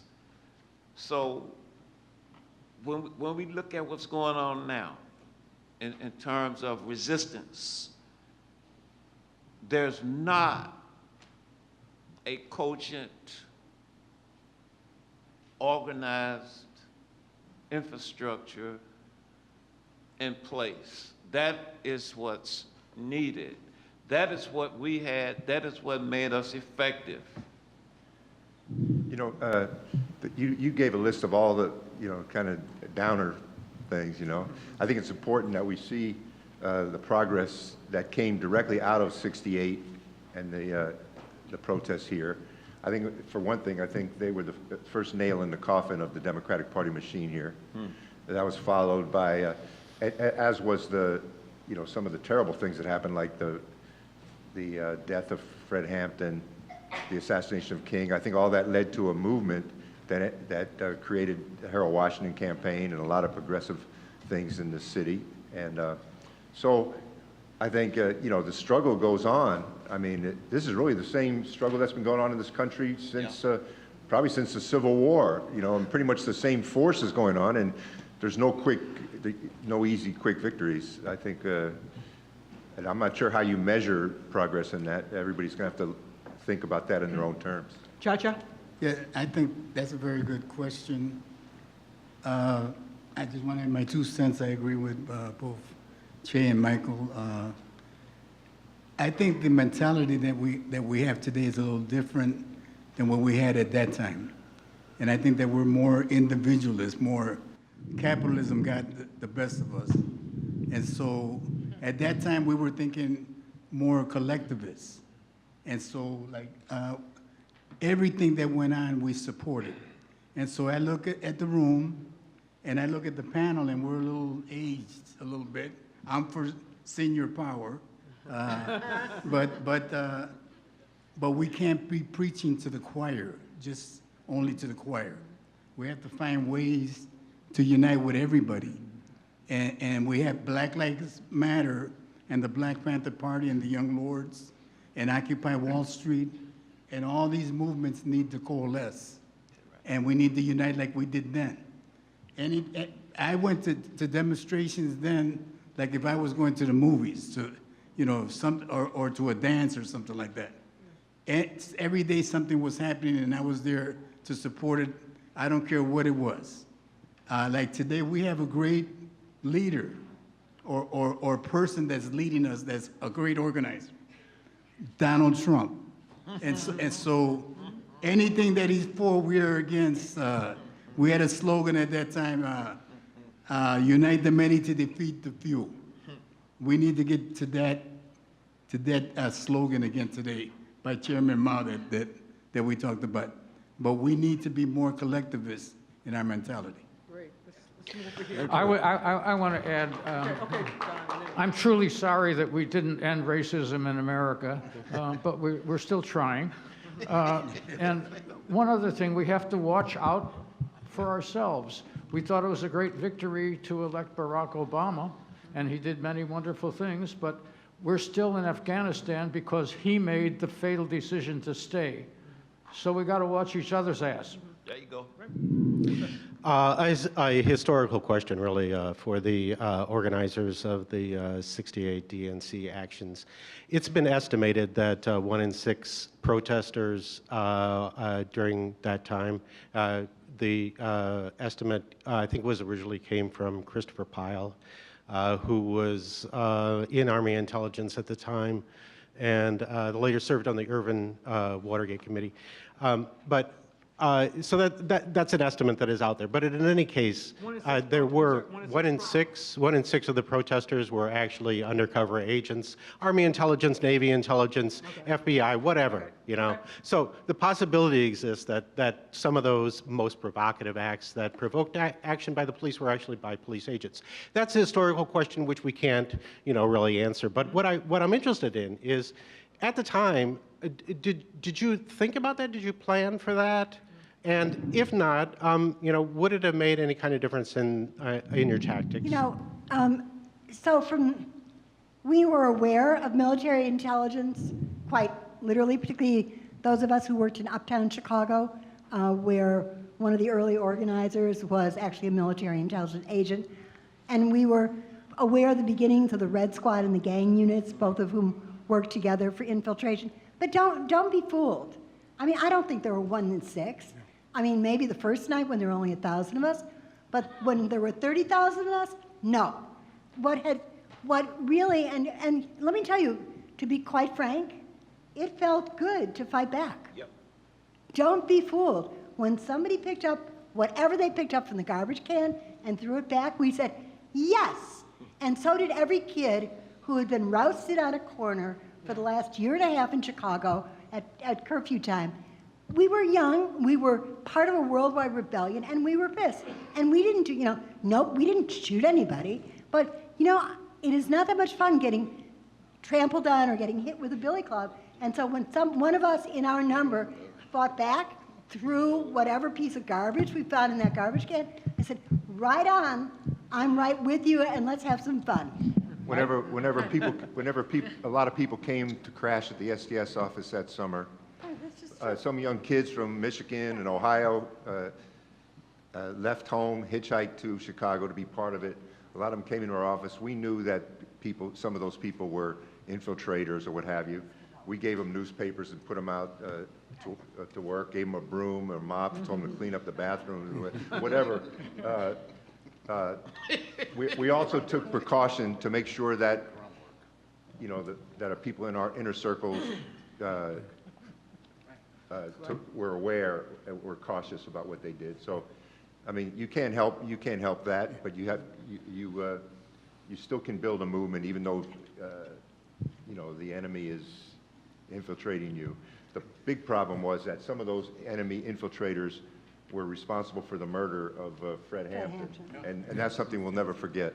They were Over here, if we can go over here. Yeah, toward that end, in my FBI file, there is a comment that I made in an intimate group of eight friends. Tell us who you are since you have the FBI file. I'm Mark Resnick. I am a professor at the College of Medicine. So we don't even hear about these things. I hadn't heard about it on NPR. And I'm sorry I was late because I was teaching a class in Italy, actually. A bunch of Italian psychiatrists. Italy, did you say? Isn't that great for your carbon footprint? Skype, yeah. So in 1967, I was a college freshman, a jock. I didn't know anything about this. That summer, I went to the National Student Association Congress and woke. Came back for the summer, and it was at the convention. You know, but I don't consider it a watershed moment. I mean, yeah, I got roughed up a little bit, and we weren't doing anything other than protesting a war. But there was so much that happened after that that was so much more important. I mean, in my case, I was a member of the People's Peace Treaty delegation to Hanoi. That was a lot more important than getting beat up in 1968. You know, and that's continued. I've been continuing. In fact, I've been back to Vietnam twice to help them build their biomedical infrastructure.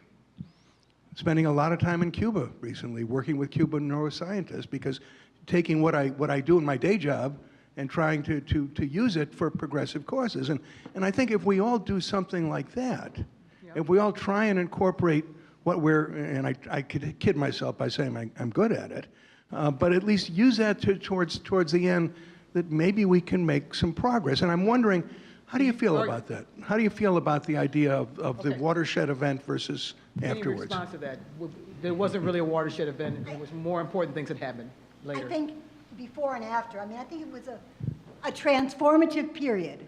And I would say, and by the way, another myth that we should dispel right now, we didn't smash the movement.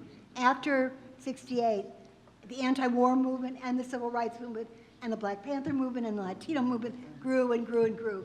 And the only thing that diminished it was the ending of the war, of the draft. But I do think that that whole period was transformative for all of us.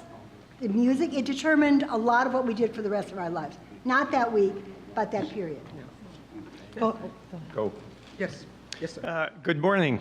Thank you to the organizers, particularly for organizing this public event for the city, and thank you to all of you, my elders. I was 14 at the time. You're still my elders, I guess, except for Chewy. Yes, so what I'd like to do is share a most amazing thing that I found out that speaks to the spirit of 1968 and its power. We should never underestimate that power. I was in South Korea last month, in Seoul, and you know, very briefly, I was just overwhelmed by the respect for people in the public places, in parks. I couldn't understand where it came from. One brief example, there were wheelchair chargers in the parks. I've never seen something like that in the United States. When I came back, I asked my friends, like, well, what's going on there? And I suspect it had something to do with the popular movement that in late 70s and early 80s destroyed the dictatorship. And what I found out was that that was very much the case. And in fact, that there's a book written by someone I know, George Katsiafikas, The Spirit of 1968. It became a bestseller in Korea in the 1990s. And George wrote an essay about being brought to South Korea and being on a speaking tour and everything that really speaks to that power. One other brief, very quickly, about bringing that power back together in Chicago today. Chewy would likely be mayor of Chicago today if that video, Laquan McDonald, had not been sat on until after the election, right? Chewy might still be mayor might still have been elected mayor of Chicago today if Chicago had something called ranked choice voting.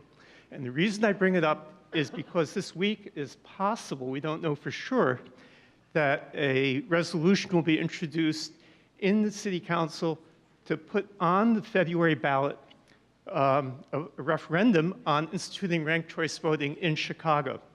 So it's not that likely that it might pass, but I just mentioned this in the hopes that if it does happen, that your ears will perk up and you'll think about this, because right now the electoral system in Chicago is essentially stacked against the changes that we like to make.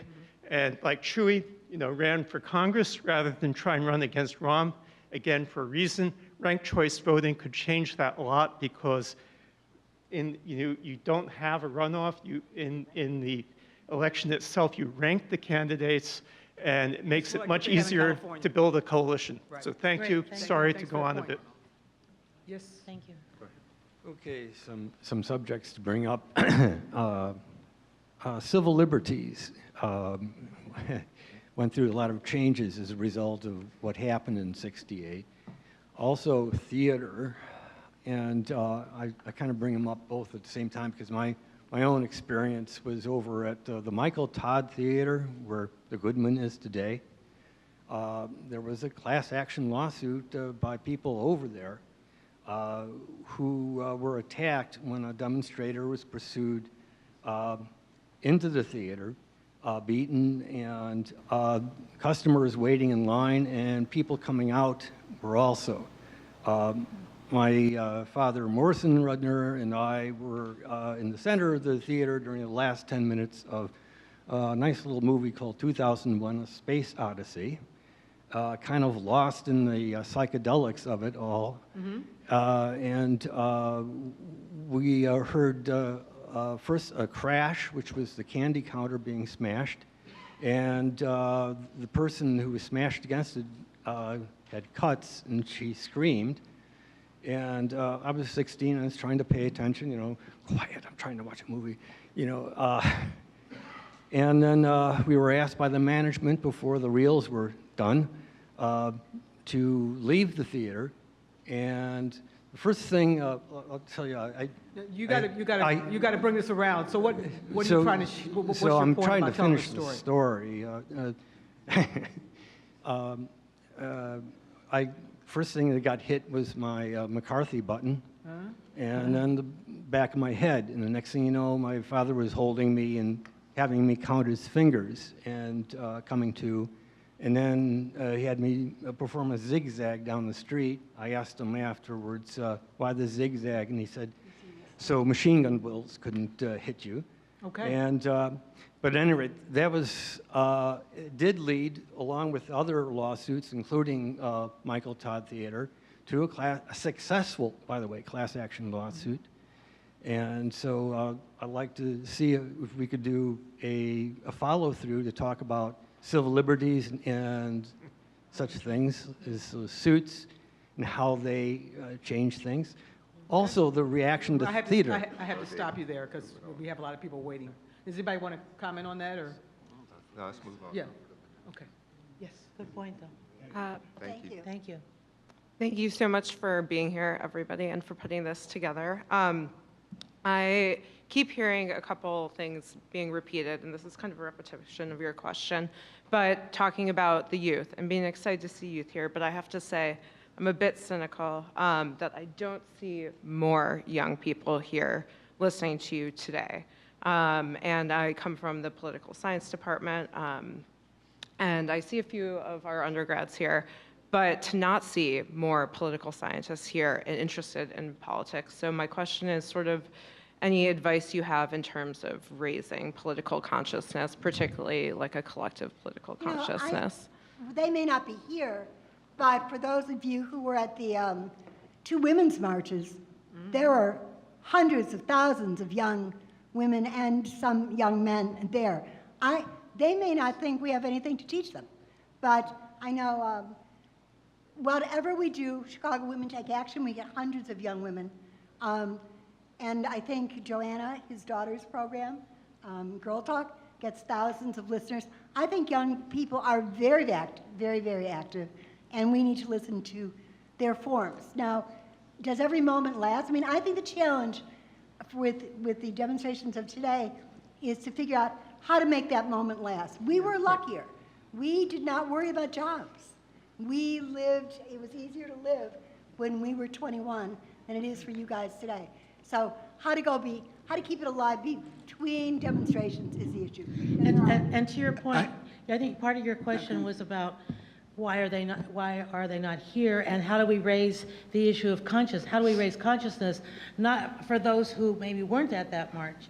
And I just want it to be known that this is the first week here of the semester. Right. There were a lot of professors who've come and gone throughout the morning, and all have said that they haven't yet met with their students to tell them about it. So we're very pleased that the head of the student body is here, and representatives from other organizations like El Poder are here. But I think your point is, how do we raise consciousness? Yes, maybe I should rephrase that. I'm sorry, I did it, the word cynical perhaps wasn't best. I am very optimistic for the youth to be involved. My question is, how do we as people who are in the university or institutional setting continue to raise a political consciousness amongst young people in order to gain momentum for progress? That's a very good question, and I appreciate that. In 1968, the Young Lords, again, we were a turnaround gang. And so we learned from our parents, because they were involved in the Catholic organizing. All they wanted was Spanish Mass. So they went to different churches and got petitions, and they won that. So we didn't understand too much about organizing, but because we had come from that gang influence, we had to organize the gang, and we did that very well. So we organized the barrios. Talking about grassroots, you can't get any more grassroots than organizing the gangs. And that's what the Young Lords were able to do then. So I think students need to organize students, and young people need to organize young people. And we need to organize some more seniors. That's what I think. Mike, quickly, because we got a lot of people waiting. Real quick, I would turn your question around somewhat.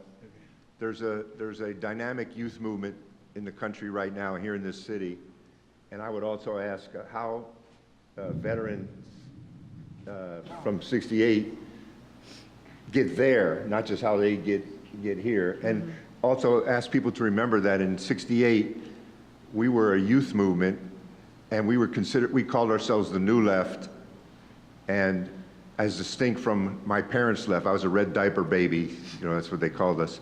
And we weren't that interested in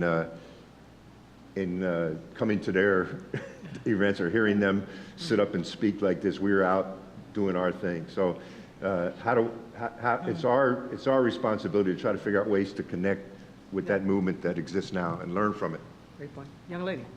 Hello, I just want to say thank you to you guys for everything you did in your service and everything, because it's awesome. This is like the real history that a lot of people in my generation never got to learn in our books. We got you guys did some stuff, and then Obama, and that's it. So it's good to know the real stuff, and that's why I think young people, like, we got this, we can do it, we just got to learn, and then we got to talk, we got to converse. But one of my things that I've noticed is you guys have been very critical of the Democrats, and I 100% agree with you. I just want to know, what do you guys think of them now? Like, where do you see, like, how they're doing in, like, I don't know, like, what do you think about what they're doing right now? Marilyn? Chewy, why don't you talk? Well, the role of the Democratic Party. Yeah, well, actually, Chewy, supporter of stalwart and very active in the Bernie Sanders movement, which was sort of a rebel part of that Democratic Party. So the Democratic Party seems to be taking some steps to open up, to listen to the grassroots. The comment I made earlier is an indication of that. I come from, I guess, what people perceive the left wing of the Democratic Party nationally because of my affiliation with the Bernie Sanders agenda on everything from minimum wage, college access for all, Medicare for all, and an infrastructure bill that can create the opportunity to create massive jobs programs in both urban and rural America. So I think the party is going through some important changes. How much change will that entail in the end, whatever the end is? I don't know. I think the greatest urgency right now for Democrats of all stripes and for independents is to win back a majority in the House of Representatives, to continue to press the party to change for the better. We need more activism on the part of social movements, because I think that is key to bringing about transformative changes that can also impact institutions like political parties, but also like universities, like school systems, and other important public institutions. So I think it is in a place where it is experiencing more change, I would say, over the past 25 years. So it's sort of in transition. How much it will change, I don't know. I've always been a Democrat of the independent stripe, a Democrat more with a small d than a capital D, but there are some positive things going on within the party right now. One of my greatest priorities would be to overturn Citizens United, to legislate that way, and to move the influence of big money from politics, because big money corrupts politics and it corrupts governments, both at the national, at the state, and at the local level. Marilyn? And we need more young people to get elected. I do have to point this out to the previous two speakers ago. We just elected a 26-year-old state representative who defeated one of the dynastic names in Chicago, former state representative Daniel Burke. We elected a 28-year-old to succeed me on the county board, an immigrant who was once homeless here in Chicago, a progressive. We elected a 37-year-old judge to the bench, the first Latina elected in a district created 27 years ago to level the playing field to enable more Latinos, Latinas to get elected. She's the first Latina to get elected, and we also helped elect a 35-year-old state rep on the Northwest side. So I think if those kinds of trends continue, that it will renew and move the party in a more progressive direction. And Alexandria Ocasio-Cortez, we should mention too. Well, we should mention. Absolutely, and we just Stacey Abrams. There is a movement. Two Muslims were just elected. One Palestinian Muslim in Detroit, and a Somali They're not woman elected. They're in the Minneapolis. nominees. They're the Democrat. So Green. I'm with the Green Party. Marilyn hadn't finished her point yet. I know, but I'm just saying what I'm saying. You know what I'm saying? I'm not prone to be obnoxious. I wasn't trying to cut her off. I don't do that. So your point is? Just saying green. That's all I'm saying. Green Party. I'm through. Oh, thank you. So what I was going to say, there are movements. Movements create leaders. And if you look at the delegation from Chicago, Jan Schakowsky, it was Luis, it was Danny Davis. Those folks all came out of the period that we're talking about. They came out of that and the Harold Washington campaign, which gave us the most progressive Democrats. A Democratic Party is facing the same issues it faced in '68. You know, is it going to adopt a progressive agenda that listens to the anti-imperialist demands, the women's, the anti-racist demands of its traditional base? Or is it going to go for the elusive white male Southern voter? And the answer that is the question. So one of the things I've been writing about lately, do not be fooled. The majority of white people have not voted Democratic since 1960, not 1968. Once the civil rights legislation passed, white people in the South abandoned the Democratic Party. And we can't forget that this has been the unholy alliance. Okay, let me just say, there is a 7 change people coming. waiting. We've only got a little bit of time left. And whether or not we work within or outside the Democratic Party, that will be reflected in the politics of the whole country. So, thank you. Thank you. Yes, sir. Good morning, everybody. My name is Jonathan Perjansky. I'm a community organizer with several organizations here in Chicago, including Black Lives Matter Chicago. I just want to say thank you to everybody, Ms. Washington, for your invitation. I really appreciate the work that everyone's done and your willingness to share unapologetically your experiences and the lessons that you've learned. As been pointed out, there's many direct actions going on, right? There's still a lot of work that we have to do. I just wanted to ask a question based on an earlier point. What programs or specific organizing do you believe are needed today in order to move things forward? And if there's things you want to share offline and not on the stage, I'm open to that too. Thank you. Specific organizing programs, we mentioned some strategies earlier. Well, I think Mike? you probably have a better handle on it than we do.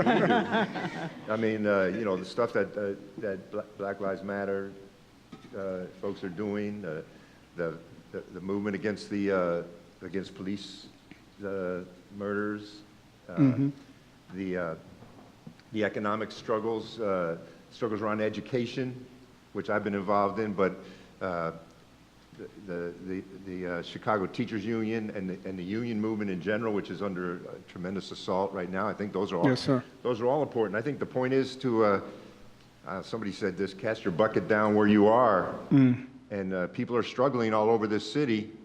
You know, we've had over 300,000 black people pushed out of this city in the last few decades. And this city's becoming almost impossible for poor people to live in.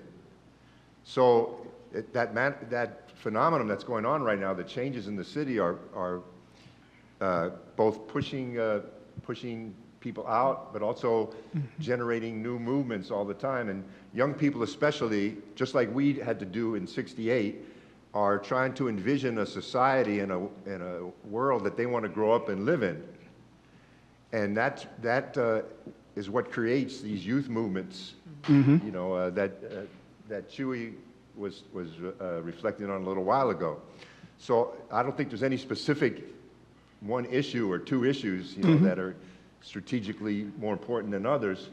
But I think it's important to recognize that this kind of oppression leads to resistance. Yes, sir. And that there was nothing special that much about '68. In 50 years, I think we'll be having, I don't know about us, but somebody will be having a meeting like this, looking back on 2018 and saying, wow, you know, look at the movement that was built then, and maybe some old folks will be sitting up here. Cha-cha and then Don. I just want to add, do not abandon or forget about political action, direct electoral action.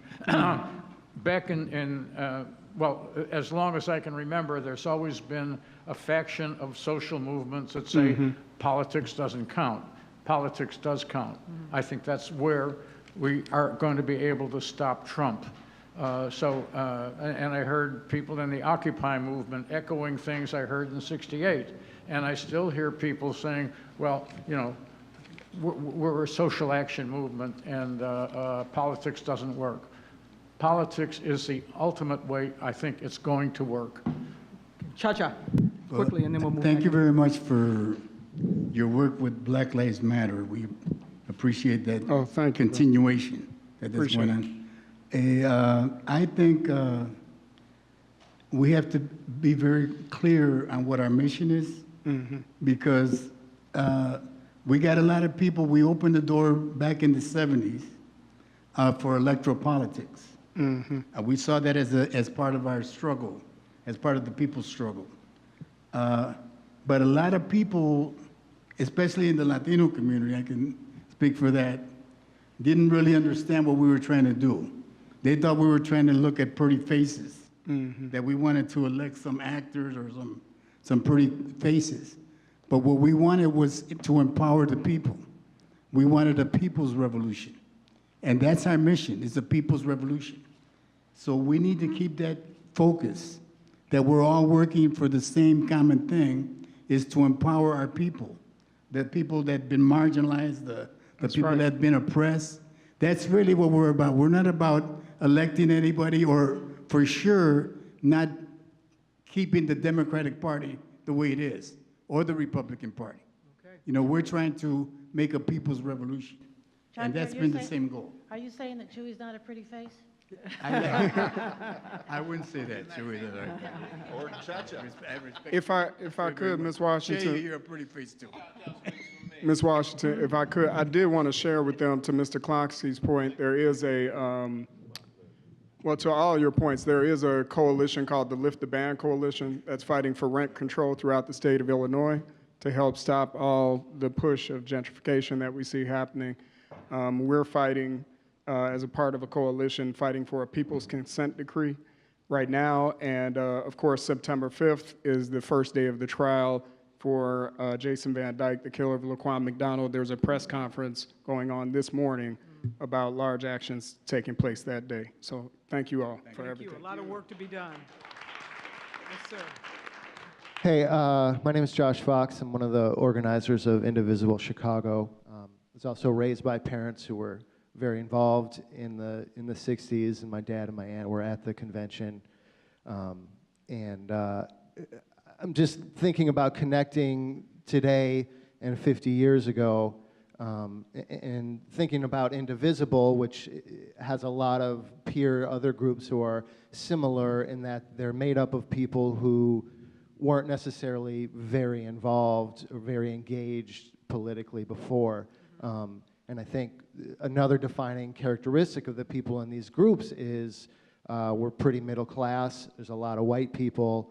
And it's a group of people who's pretty invested in the system as it is. I mean, the underlying idea of Indivisible presupposes that the system can work if we work it correctly. Okay, so your question is? So my question is about the word revolution, which when I came in, Mike, you were talking about. And how important is it to understand what we're doing as revolution, as something that's fundamentally changing the system? Is that a liability? Is that useful? Or is it better to understand what we're doing is participating in the system in order to change it incrementally? Right.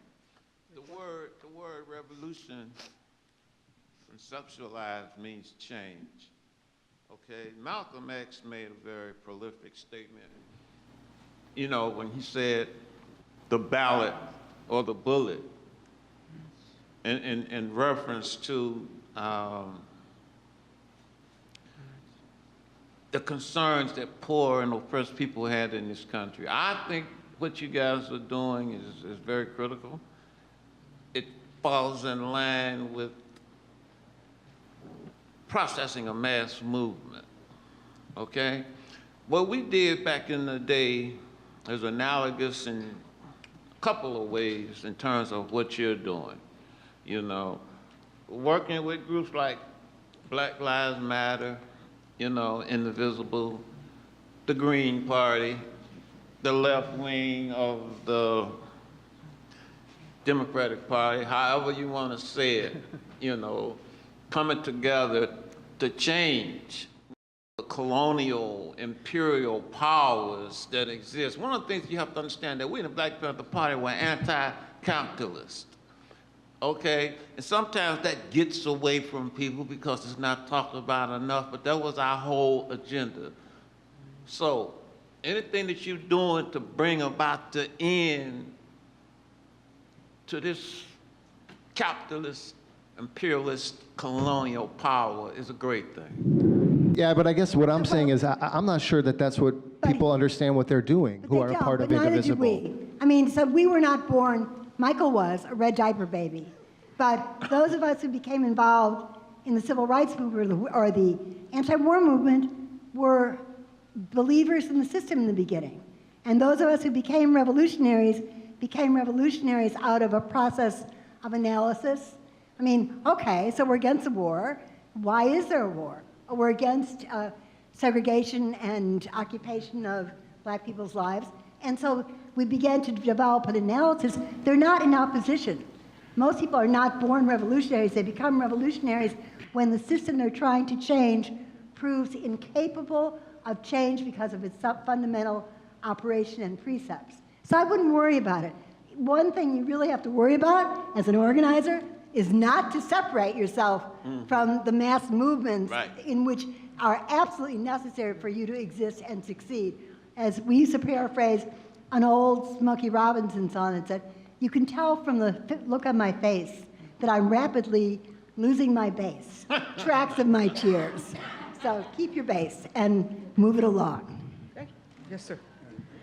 Yeah, so what I'm going to say is along the lines of what others have said, but I think that we have to have more mass coalitions, and we have to keep up the fight. You know, the thing is, we could have a march along Lakeshore Drive, we could have little marches, little protests, but it seems that we're not having continuous protests, and the way that society thinks is that they do more when there's a crisis. You know, even if issues are developing and there are problems in certain areas of society, we act in a segregated way. We don't really coalesce and really work in a preventative way. You know, when there's a crisis, then people step up, and I think that we have to be more proactive as a society to stop these problems before they develop into monsters, so to speak, you know. Thank you. Yes. Hi. Hi. So my gratitude to all of you. But we've all talked about today about the problem of a lack of a mass movement. What we've seen and what we know, if we're paying attention, is that there is enormous organizing happening. We see it constantly in Chicago. We know it's happening all over the country, much of it led by youth, but some of it being led by us oldsters, because I got beaten up in a concussion in the 1968. I got arrested for the first time at 11 in the marches against the racist school superintendent, Ben Willis, and I was a red diaper baby, so it doesn't fall far from the tree.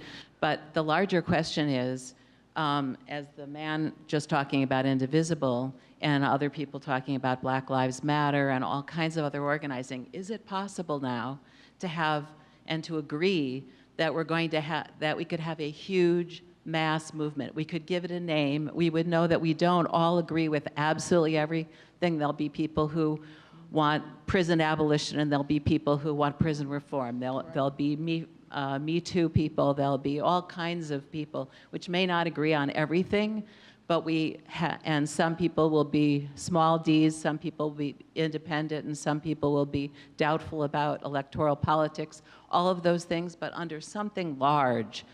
To have the same kind of enormous impact that we need to have to really change what's going on and the direction that our president has taken us in. And does anybody see that as possible? Today's movement is going to have to find its own way on that. We had to find ours. We came up with a Rainbow Coalition as one form of unity and struggle.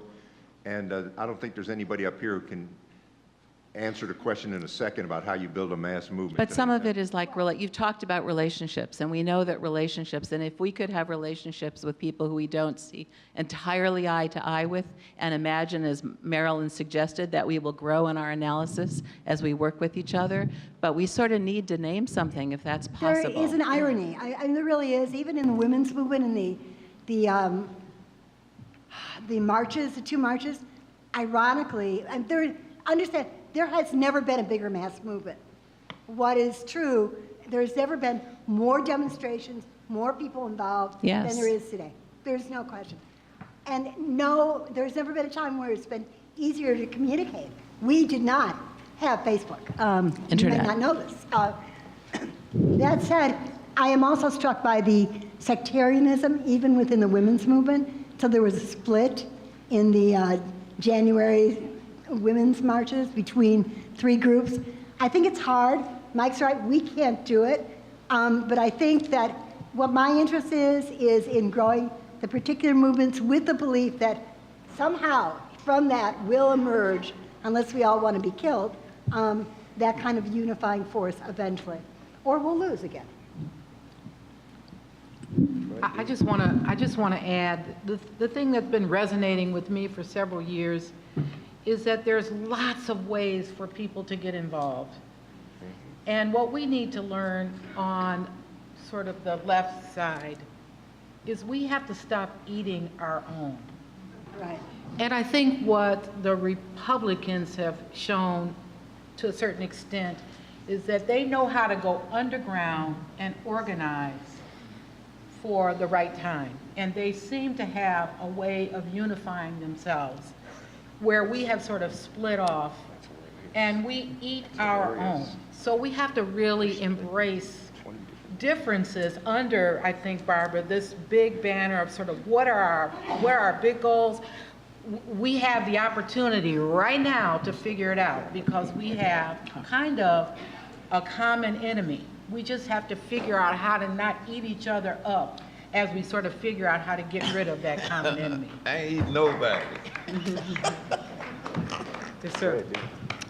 Yes, I think one of the unfortunate legacies of the '68 convention and the year itself was the ending of the draft in '73, because all it's done is allow the government to conduct its wars with a private army without the bother of mass public opinion, without being bothered by mass public opinion, which would happen if it were a draft army. And you were talking about how do we mobilize now. You're not going to mobilize unless people feel a connection.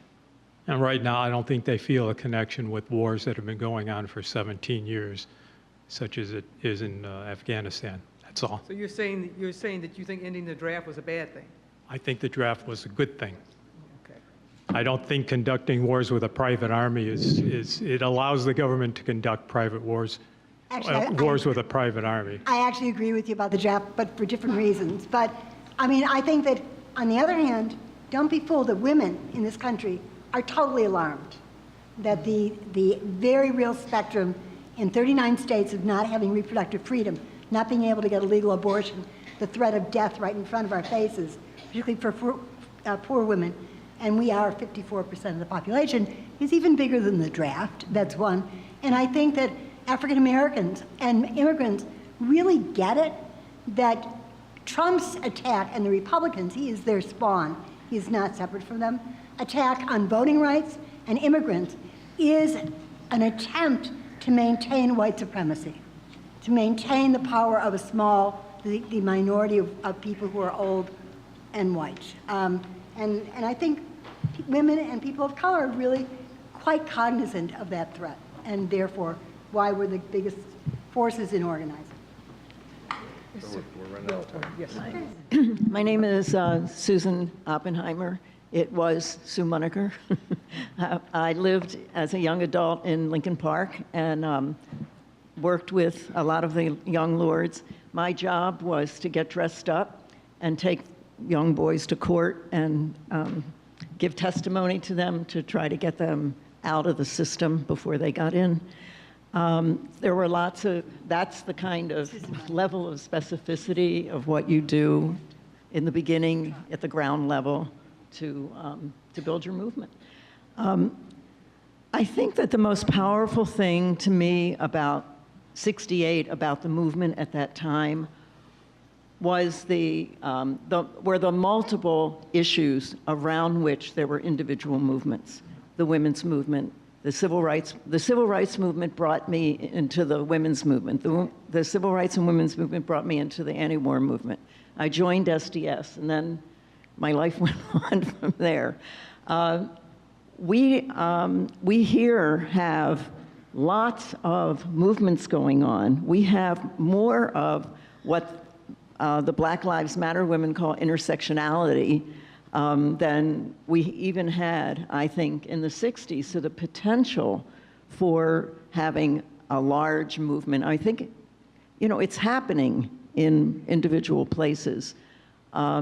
Let's see what, what it all brings, but we'd better do something because soon we won't be able to do anything. And if you don't think it's going to be really soon everywhere, watch what happened in, I think it was yesterday in Congress. They passed a bill to support what's going on in Israel which is that if you don't agree with what's going on with the current policy, that you can't get into the country, you get expelled from the country. I mean, it's really bad stuff. There went my right of return as a Jew.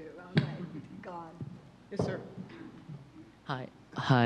Before I ask my question, just want to thank all of you for your service and for your fight that's laid a lot of foundations for current movements.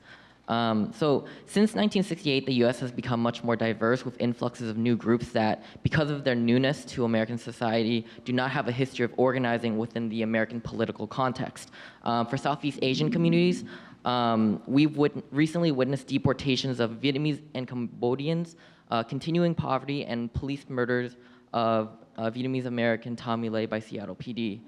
Because there isn't a long history of organizing and because of our newness, there's a sense of wanting to keep our head down because so many in our communities have witnessed brutal government retaliations for protests in our homelands. My question to you is that, what advice do you give to organizers in these communities in raising consciousness and mobilizing communities that struggle to overcome their fear of government retaliation or fear risking the prospects of economic mobility? I believe in self-determination, so I want to hear advice from your communities in terms of what you guys. I mean, I don't think we can give you advice.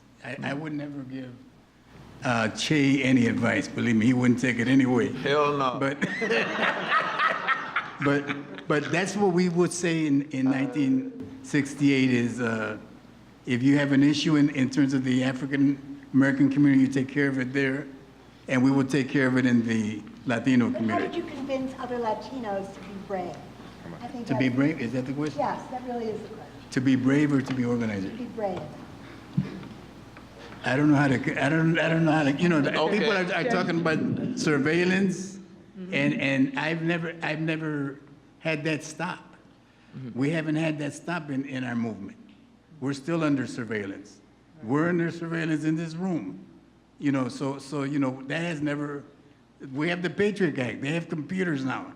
They can monitor more people than they did at that time. And believe me, we get harassed. So right now, some of us are coming out of the woodwork. It's still gonna be there. That's why we need more and more people to get involved and active. And to be brave, you just have to take it as it comes. When they arrest, you know, I got 18 cases in 6 weeks. I had no choice. I wanted to quit. You know, I don't think this is the career that I want, but if I quit, it would have been worse. So I figured, let me just stay involved. But I say that facetiously, but that's the kind of repression you're gonna face. You know, that's the lessons that you can learn from us. That's what's gonna happen, and that's the choice that you're making. And this is about a calling, not a career or a job. It's about something that you really believe in. I think And Che it's for wanted the people. Okay, I'm sorry. And then you want to maybe acknowledge Chewy because he has to dash. Well, before he dashes though, Chewy, can we get a group photo of everybody up here? So I know that you all want to talk to the panelists. If you can give us a minute, I'm going to pit Olga Lopez and Bob Black. This is a challenge to you two. Which of you two can come up with the best group photo? All right, let's do it real quick. In the I'm sorry. meantime, let's thank the Great Cities Institute and Teresa Cordova and her fabulous staff for putting on this excellent event. And let's thank this incredible panel. It will be on Thank you. CAN Without TV, you so guys, this spread the word.